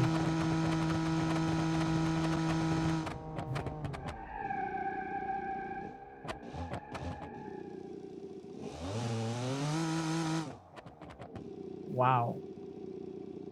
Set RPM to 3000. All right. Set RPM to 3000. Here we go.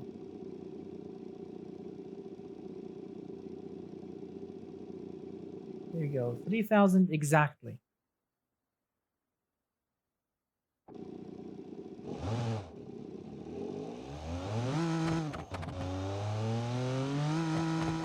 I asked more boost. That's correct. Let's see.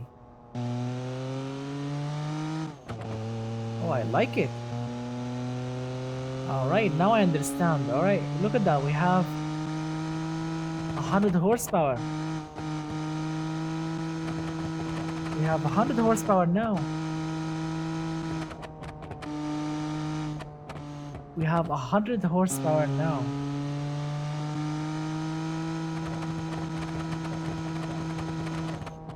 All right, no need for no need for nitrous anymore.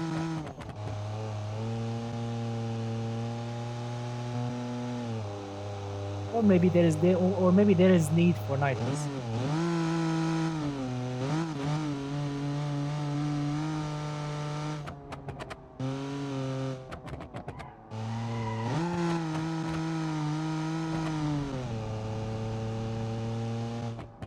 Yeah, the gearing, yeah, it's a 4 speed.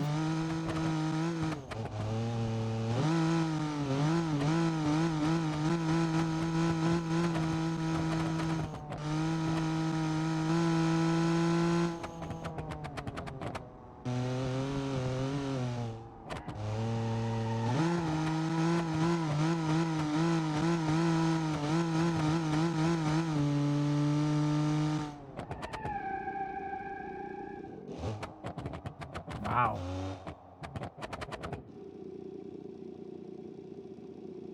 Indeed. All right, let's see. Let's see what we can do with the RPM then. Let's go 500. What will happen with 500?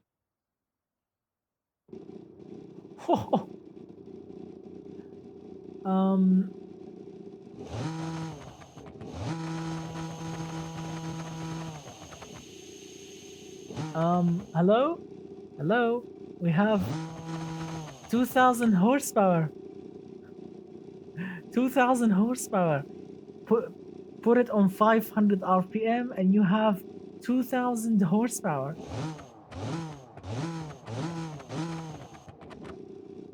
2000.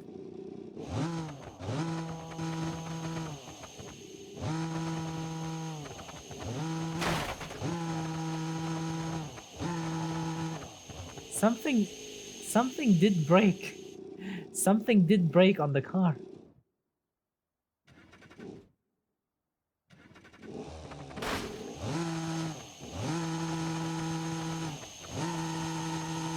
The suspension got broken or something. Oh my god. Check out the suspension.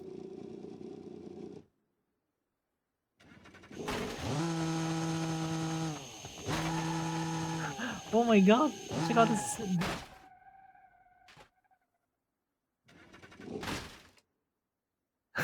Oh my god, the engine broke.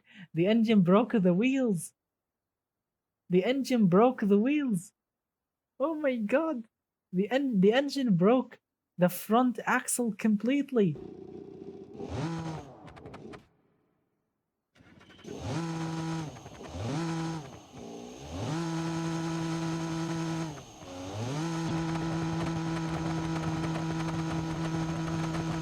Oh my goodness.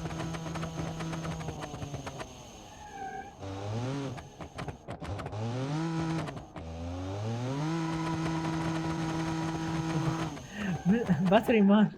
Dude, Mr. Battery man, dude, your creation is awesome. I love it. Every time you drop the clutch, you broke the suspension.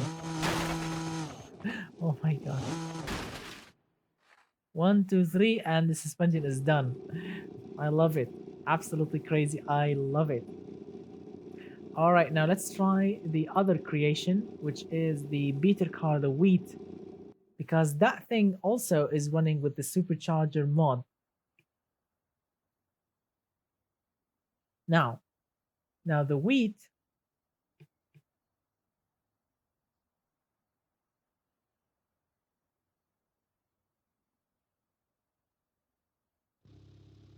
All right. All right, gentlemen. Now,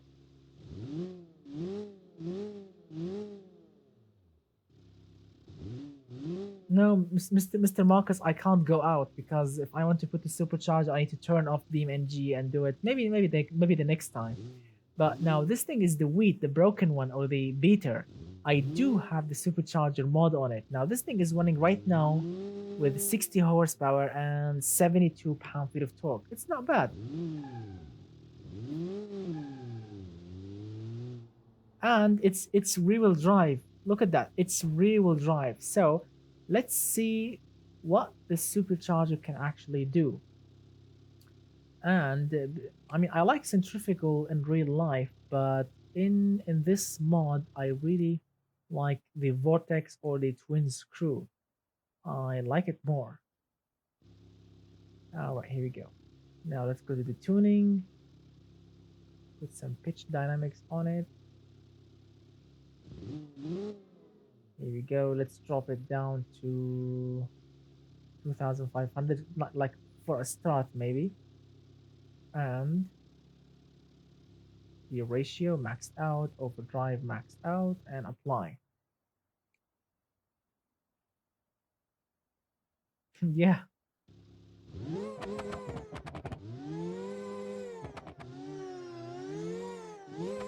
All right, supercharger noise. We have 180 horsepower.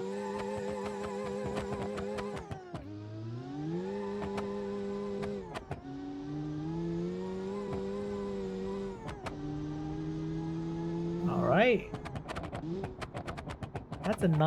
That's a nice lemons car.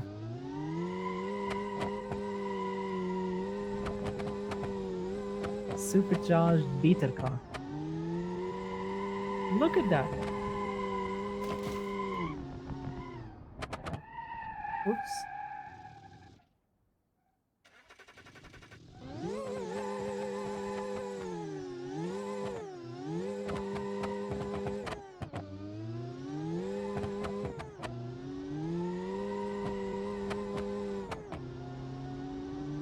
It's electric.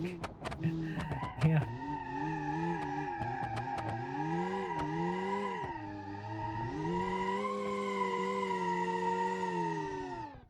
All right, let's fix the noise. The noise is really unrealistic, so let's fix it. We can fix it by dropping the. All right, here we go. Dropping the pitch down.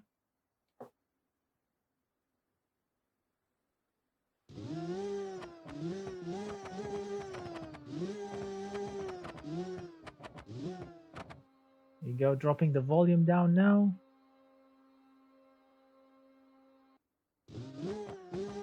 All right. Now let's drop the RPM and go crazy. How much horsepower? How much horsepower now? 260 horsepower. Here we go.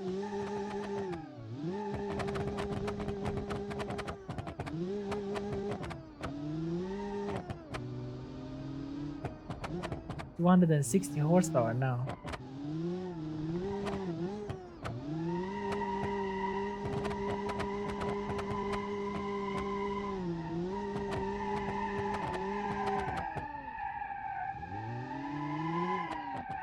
Goodness.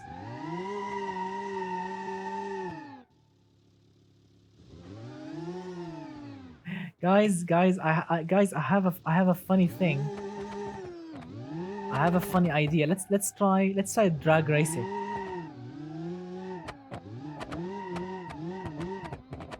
Let's drag race. Let's try drag racing this thing. Let's drag race. Let's see. Let's drag race something interesting, like I don't know, which is interesting, which is interesting, which is interesting. I don't know. Which one of these is interesting? Okay, let's try against the alright, the Enos. The Enos thing here. Let's try against it and see if we can actually succeed and beat it.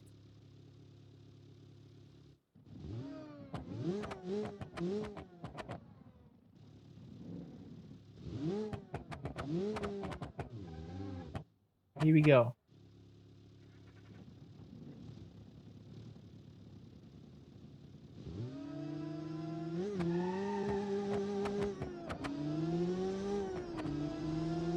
Oh my god.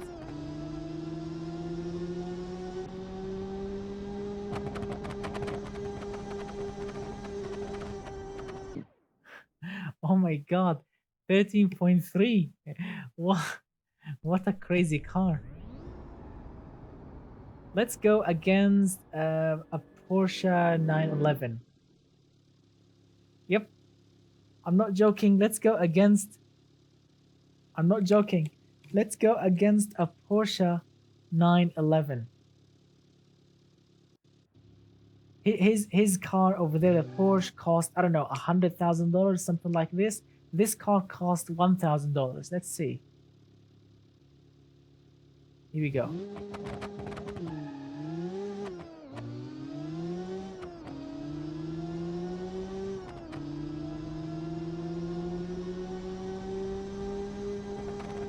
Come on, come on. Yes, yes, we beat the Porsche. Yes. Wow. Oh my God. Look at that. 200 horsepower, and we are faster than a Porsche 911. Oh my goodness.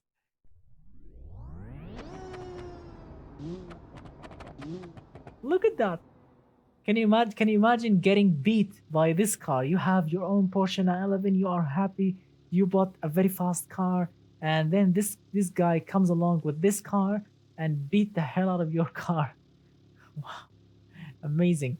All right, let's try the glitch and see how much horsepower we can get. Here you go. 500. Oh my god, it's gonna be crazy.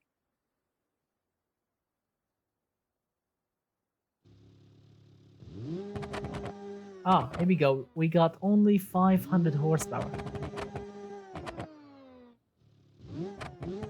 500 horsepower only.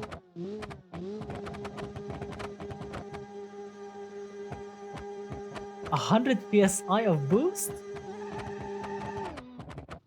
100 psi of boost?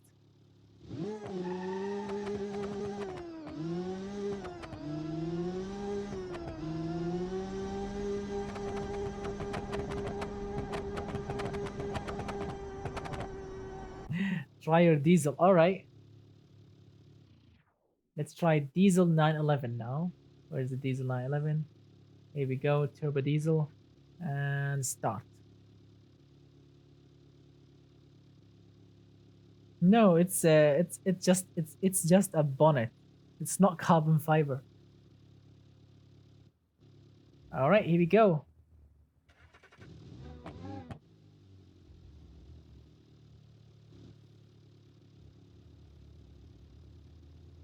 Here we go. Here we go. Oh no. The Porsche is much fast.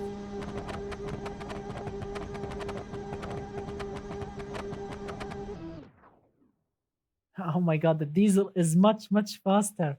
The diesel version is much fast.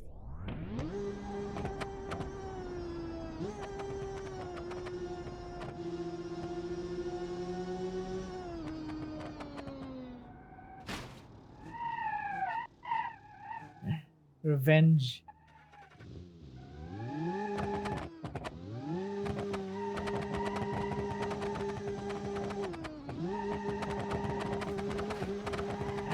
Wow. So diesel is actually much faster. Diesel is much faster than the car we just created. Wow.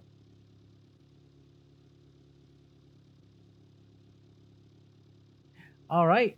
Now let's try the last car we have here, which is the VC Labs Comet, I don't know, thing here. Let's see.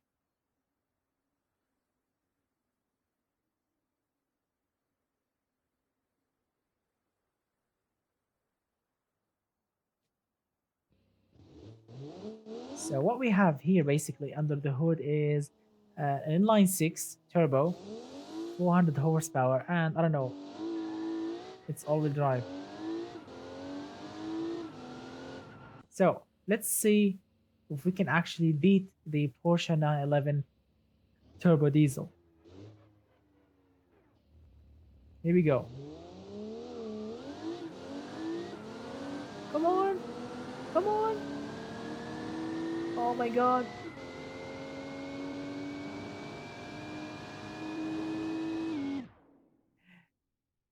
12.1. Yes, we did it. We did it. We did beat the Porsche. Oh my goodness. Oh my god. This thing actually is very, very close. Let's try again. Let's try again.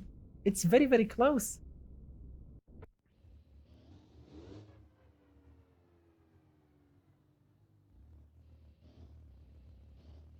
Here we go.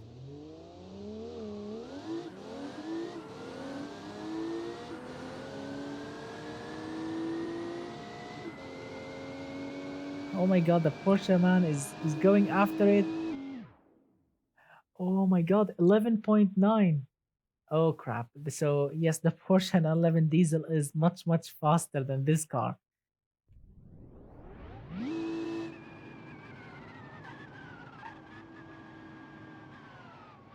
Wow.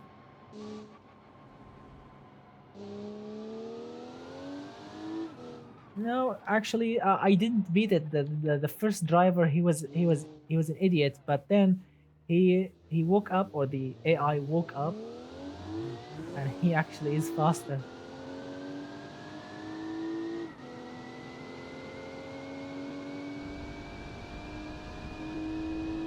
All right, let's see how this thing actually handles.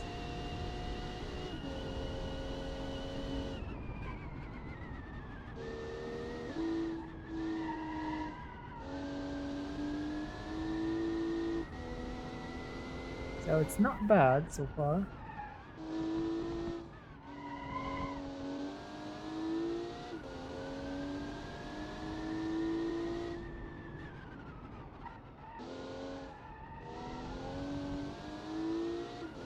Like what? What do you want to see, my friend?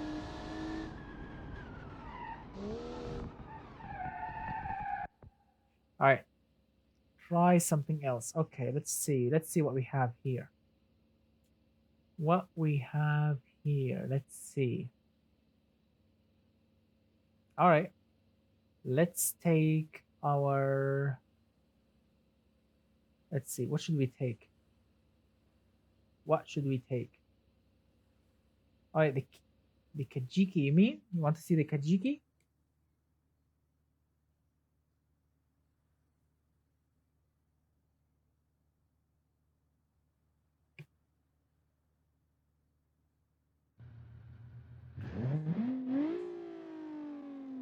Oh, here's the Kajiki.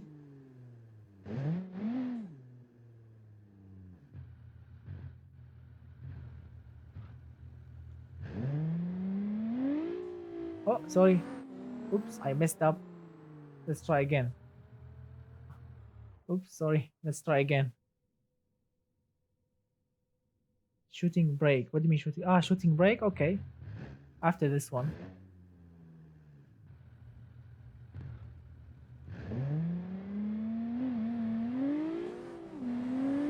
Oh man, that diesel Porsche is just amazing.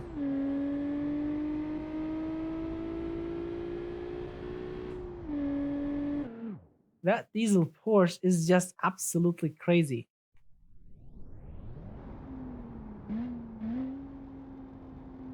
Wow, that diesel Porsche is just absolutely crazy. It just beat absolutely everything.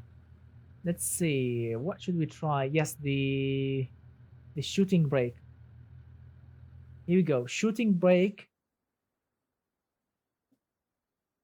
Here we go. Shooting brake against the Porsche 911 diesel. Here we go. Let's see.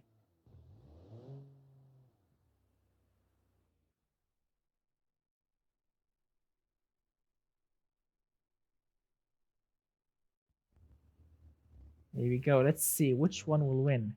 The Porsche 911 diesel or the shooting brake thing.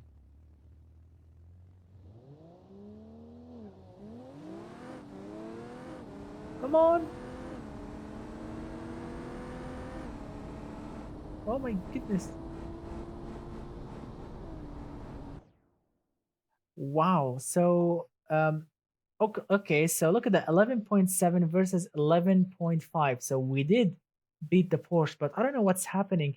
The driver in that Porsche turbo diesel is letting off the throttle. So it can actually get faster. Let's try again.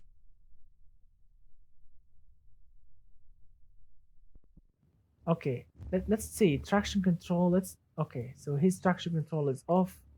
Let's see if this actually can help. Come on.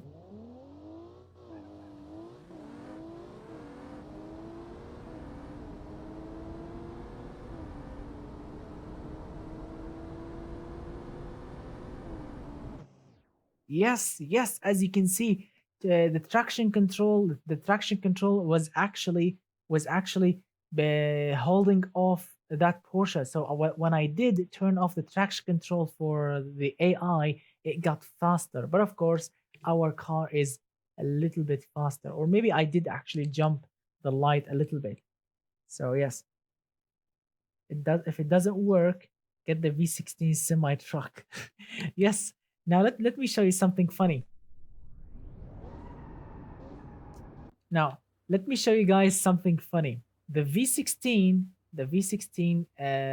semi, right? The V16 semi truck will work, but there is a little problem with it. Let me show you.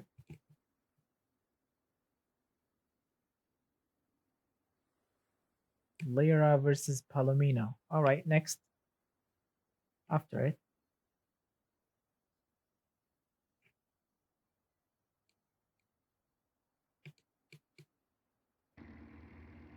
All right. Now this is the DT V16, which has the V16 King engine in it. Now, it's fast, it's brutal in every single way, but there is a problem with it. Let me demonstrate. Let's pick something fast. Let's pick, for example, let's pick this. Here we go, the Lyra. Let's pick the Lyra, right?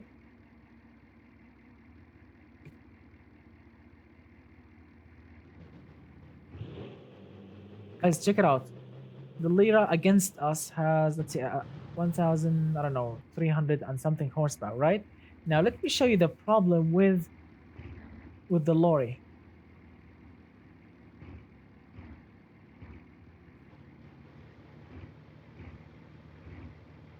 Here we go.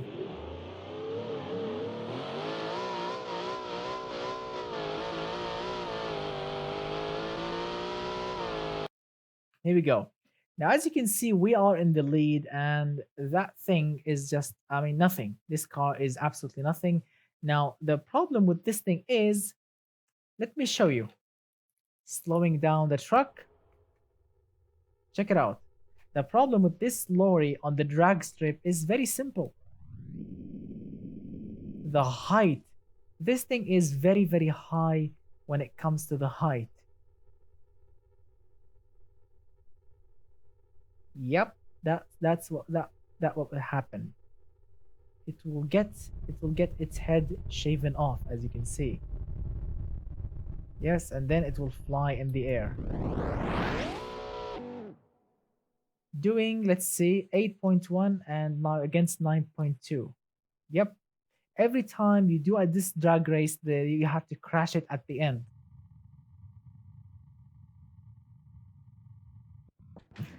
Every time you do it, you will need to crash its face through that bridge. Anyway, look at that. This is also a glitch, as you can see. Look at that. I'm staged, but the AI is not staged. Anyway.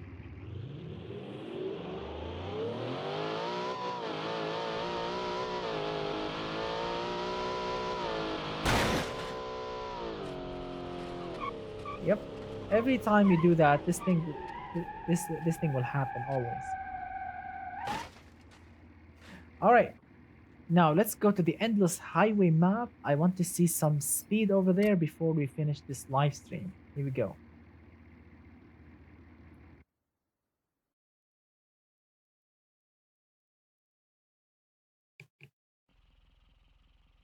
All right, this is the endless highway map here. Now, of course, let's see. I want to try some speed here. Let's see what kind of speed we can get. Let's try the Palomino. See how that thing can actually, what kind of top speed the Palomino can actually get. Here we go.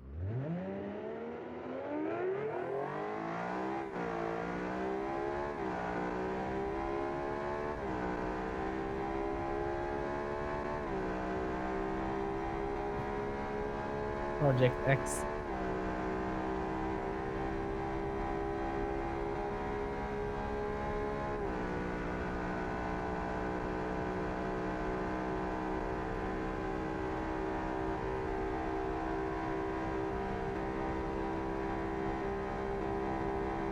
Wow, it's actually super stable.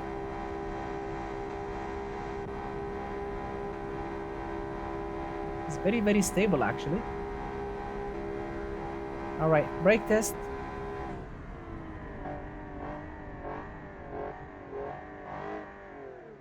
So 326 kilometers per hour. Not bad at all actually. Not bad at all, my friends, for a first start. Let's see.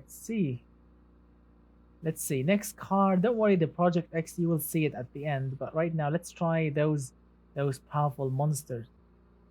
No, not this. This is not really super powerful. All right, the Lyra. The Lyra first, then that unstable thing. Let's see if the Lyra is actually stable enough.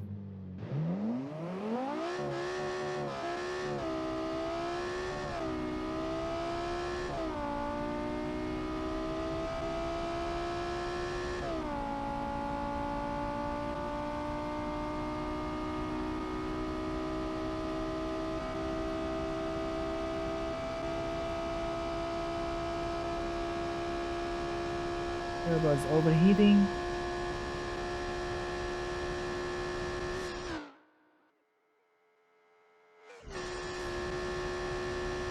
Here we go, 400.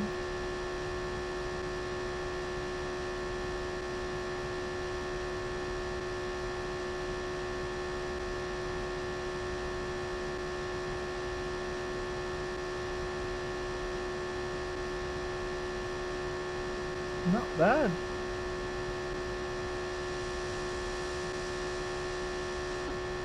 All right, brake test.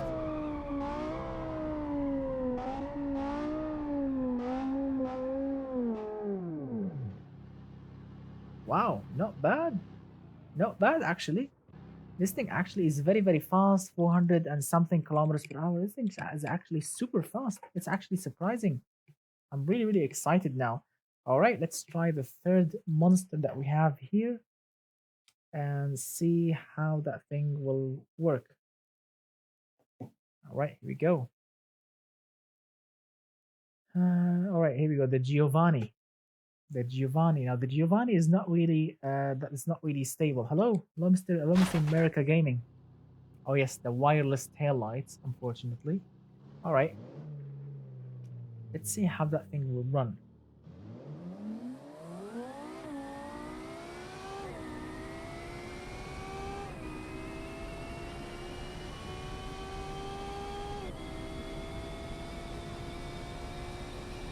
Oh my God, it's not stable.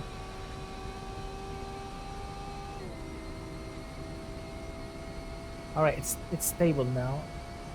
After 300, it will get stable. Thanks, man.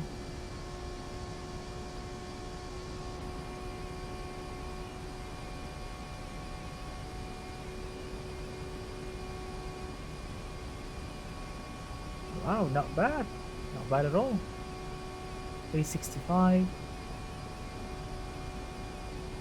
Yes, that's it. It's limited. Check out the throttle, guys. Check out the throttle on the left. Look at that. I'm pressing the throttle. I promise you, I'm pressing it 100%, and it's limited. It will not go above 60, 70, 60, 70, something like this.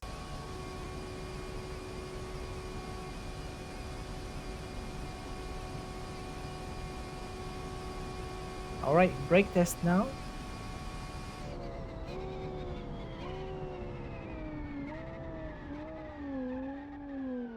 All right, brakes are not bad. So in a straight line, this car here is not bad at all. It can actually be somewhat stable, you know, ignoring the wireless lights. All right, what do you want to see next?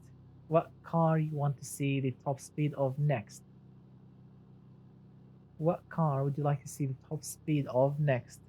The Project X, I don't know, the SUV, I don't know which one, the Trabant, which one? Which one of these, my friend, would you want to see the top speed of? The OME, the OME. All right, the OME Edna. All right, the OME Edna.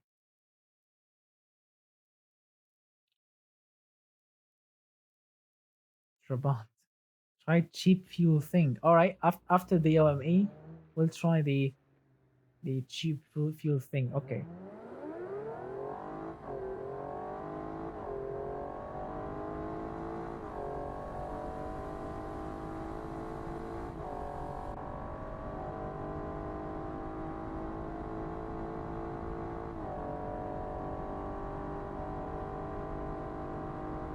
The Trabant we already know, 140 maybe.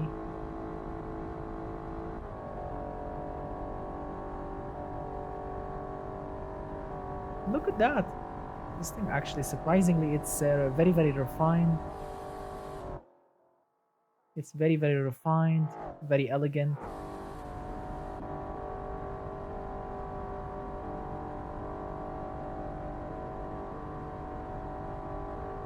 Trabant without supercharger. Look at that. It's actually more than 300.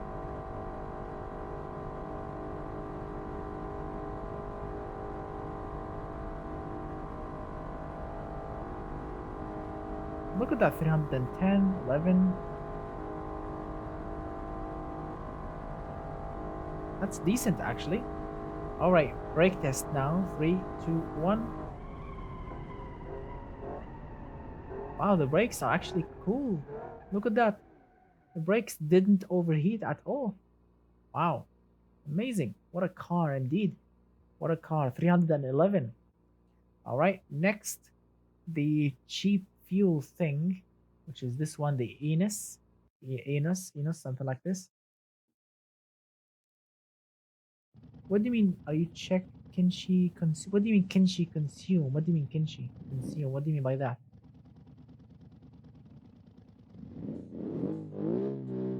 All right, let's see the top speed of this.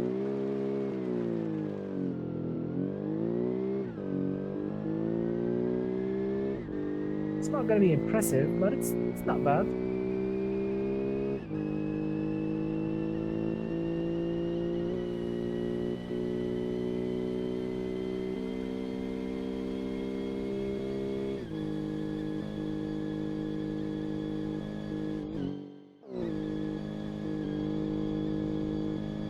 That's it.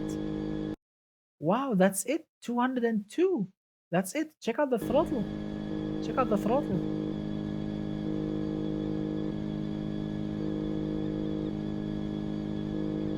I promise you, I'm pressing the throttle all the way. I promise you. Look at that. Let me slow down. Look at that. It's 100%. Look at that.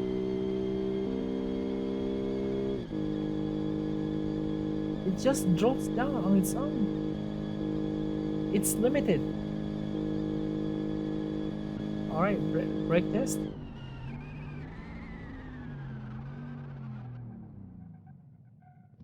Yes, hot teapot actually sounds absolutely yeah, I know Enos, yeah, Enos, yeah, Enos, not something else. Yeah, I know. It sounds similar to something else, but yeah, the Enos. Yeah. All right, what do you want to see next? What do you want to see next?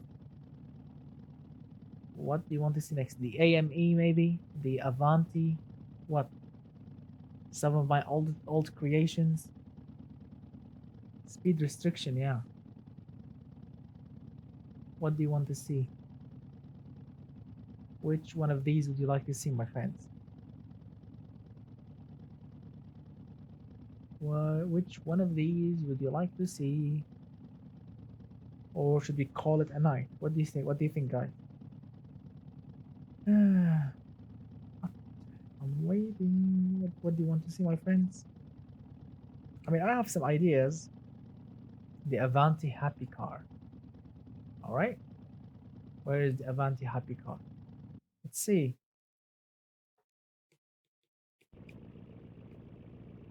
The Avanti Happy Car, which is a two-door happy muscle car. Yep, happy indeed. All right, you got 3, 2, 1.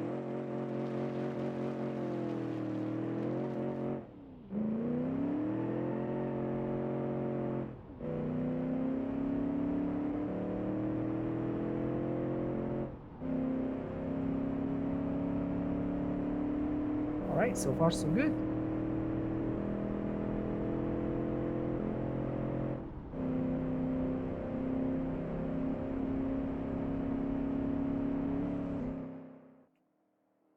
Look at that. Look at that happy face. Look at that happy face. Indeed. What a happy little car.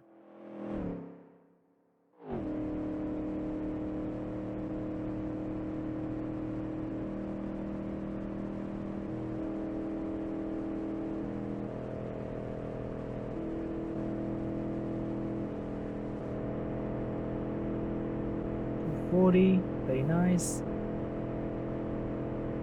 And that's it. We hit the limit. The limit is 241. Check out the limit. We just hit the limit 241. There you go. Brake test.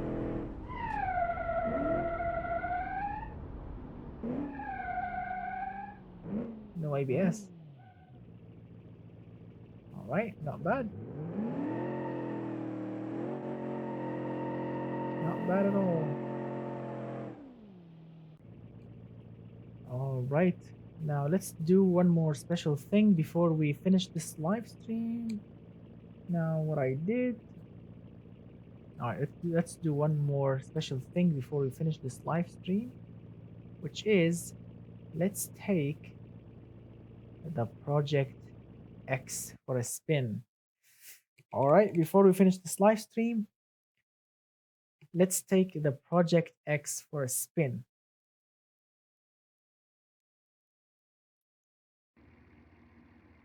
All right, my friends, the Project X is here. Let's take it for a spin and see what's what. Here we go. 4,000, I don't know, and something horsepower. Let's see. 4,500 horsepower on the engine only and 5,000 with turbo. The V16 King engine, twin turbocharged V16 engine, all-wheel drive. Let's see what kind of speed we can achieve with the new version of BeamNG. All right, here we go.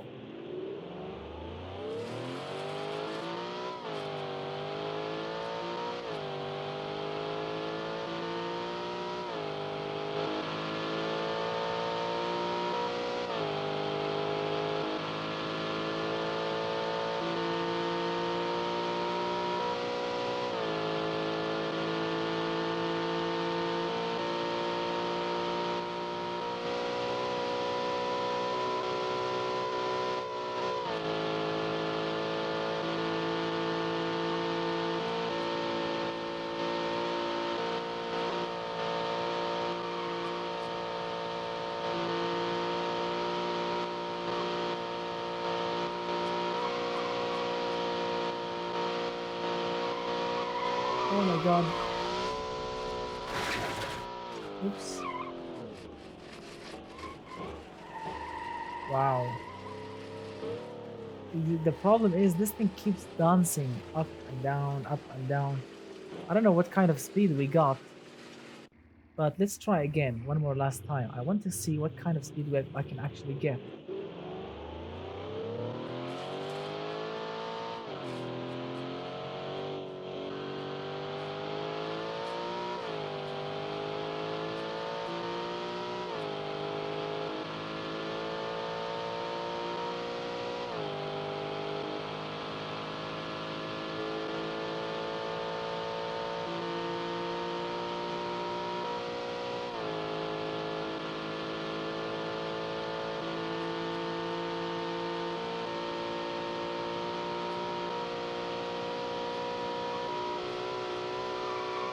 God's sake.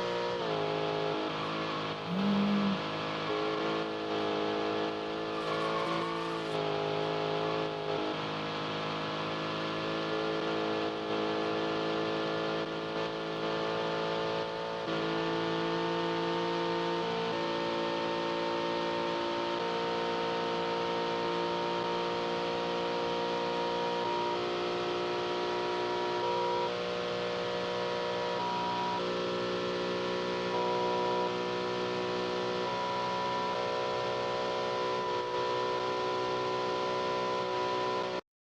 here we go, guys. 730 when it comes to the airspeed. Wow. 730 when it comes to airspeed, or maybe more, a little bit more, like 731. Wow. This is airspeed, which is more accurate than of course the speedometer. 730. Absolutely crazy. All right, let's continue. Hopefully we won't crash. Yeah, because it's very, very unstable at this speed. All right.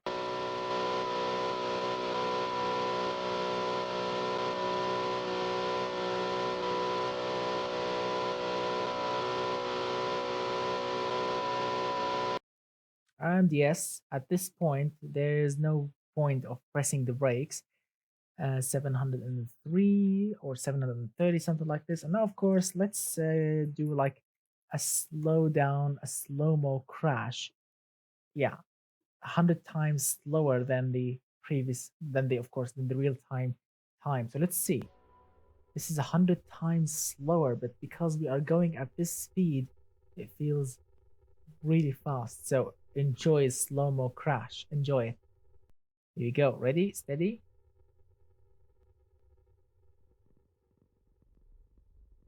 700 kilometers per hour crash.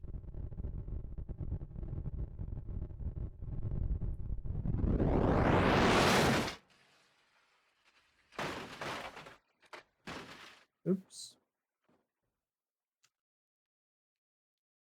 Yep. So that's pretty much it, my friends, for our Friday live stream. I really had so much fun testing the cars that you guys sent for me, and of course, to talk with you guys and see what you guys are doing on the weekend. I had so much fun with you guys. Thank you so much from all of my heart for joining my Friday live stream. You guys are really awesome. Thank you so much, Mr. Neres, Mr. Tiago, Mr. Max Power. Of course, thank you, Mr. Vlad. Mr. Batteryman, Mr. Marcos, Mr. America Gaming. Let's see who else was with us. All of you guys, all of you are really, really awesome. Mr. Tyler, Mr. Max Power, Mr. Remote Bumper Sticker also. All of you guys are absolutely awesome. I really, really appreciate your awesome comments, your of course, yeah, melted V16 Project X. But I'm really, really happy to see it back because it's really, really awesome. 700 and 32 kilometers per hour. Wow, what a speed indeed. I'm really happy with this creation. I mean, this is by far the fastest creation I've ever created in automation game. And I couldn't believe my eyes when I first drove this thing without nitrous. And when Mr. Batteryman introduced the nitrous oxide to me, of course, I thought to myself, I need to put it on this car to push it all the way to the max. This thing is absolutely crazy and I love it. Thank you so much, guys, for watching. Thank you so much for your awesome wishing, best of wishes, for your awesome support for this channel. I really, really appreciate it. And really, thank you so much from all of my heart. So, my friend, if you enjoy the live stream, don't forget to hit that thumbs up. I want to see as many likes as possible. And of course, if you are not on my Discord, the link in the description below for my Discord. You can chat with me. You can chat with everyone. And of course, if you want to download the Project X plus all of my other crazy special, crazy BeamNG creations, all of them are available right now on my Patreon page. Also, the link in the description below. Sign up, download them, and by doing that, you will be supporting this channel, and I will be more than happy and more than thankful for you for doing that. So, thank you so much. Have an amazing weekend, my friends, and I will see you very, very soon. Let's see. Mr. Batterman said, "What do you think twin charge would make it even harder on this car?" Well, Mr. Batterman, the problem is it's not the engine. Yeah, I mean, as you, I don't know if you saw it or not, but we actually hit the limiter of the gearing. I mean, there is not much gearing. I mean, the engine was all the way to the max RPM. There is no more gearing. So if we do actually put like the supercharger mod on it, it will make it more powerful, yes, but it will just spin the tires. It will not get faster. 730 on airspeed, or 733 maybe, was the maximum speed. It will not get faster unless, of course, we put an extra gear in it or we start modifying it. I really don't want to modify it. I want to keep it, not modified at all. That's why I love this thing. It's really, really awesome. So thank you so much, Mr. Batteryman. I mean, a lot of my crazy creations on my Patreon page were not, of course, were not there because without your amazing work, like the diesel version, like the supercharged monsters. Thanks to your awesome mods, thanks to your awesome creations, my friend. You are definitely supporting this channel by your awesome creations, and of course, helping everyone to create their awesome dream machines. Thank you so much, guys, for watching. I will see you very, very soon. Thank you so much, Mr. Vlad, for keeping an eye out on the of course on the chat down there. And big thanks to all of my Patreon subscribers, and of course to Mr. Tom Hanks for making my computer work, and of course for Mr. Elmac for of course for upgrading the channel with the steering wheel and everything else. Thank you so much, guys, and good night to all of you, my friends.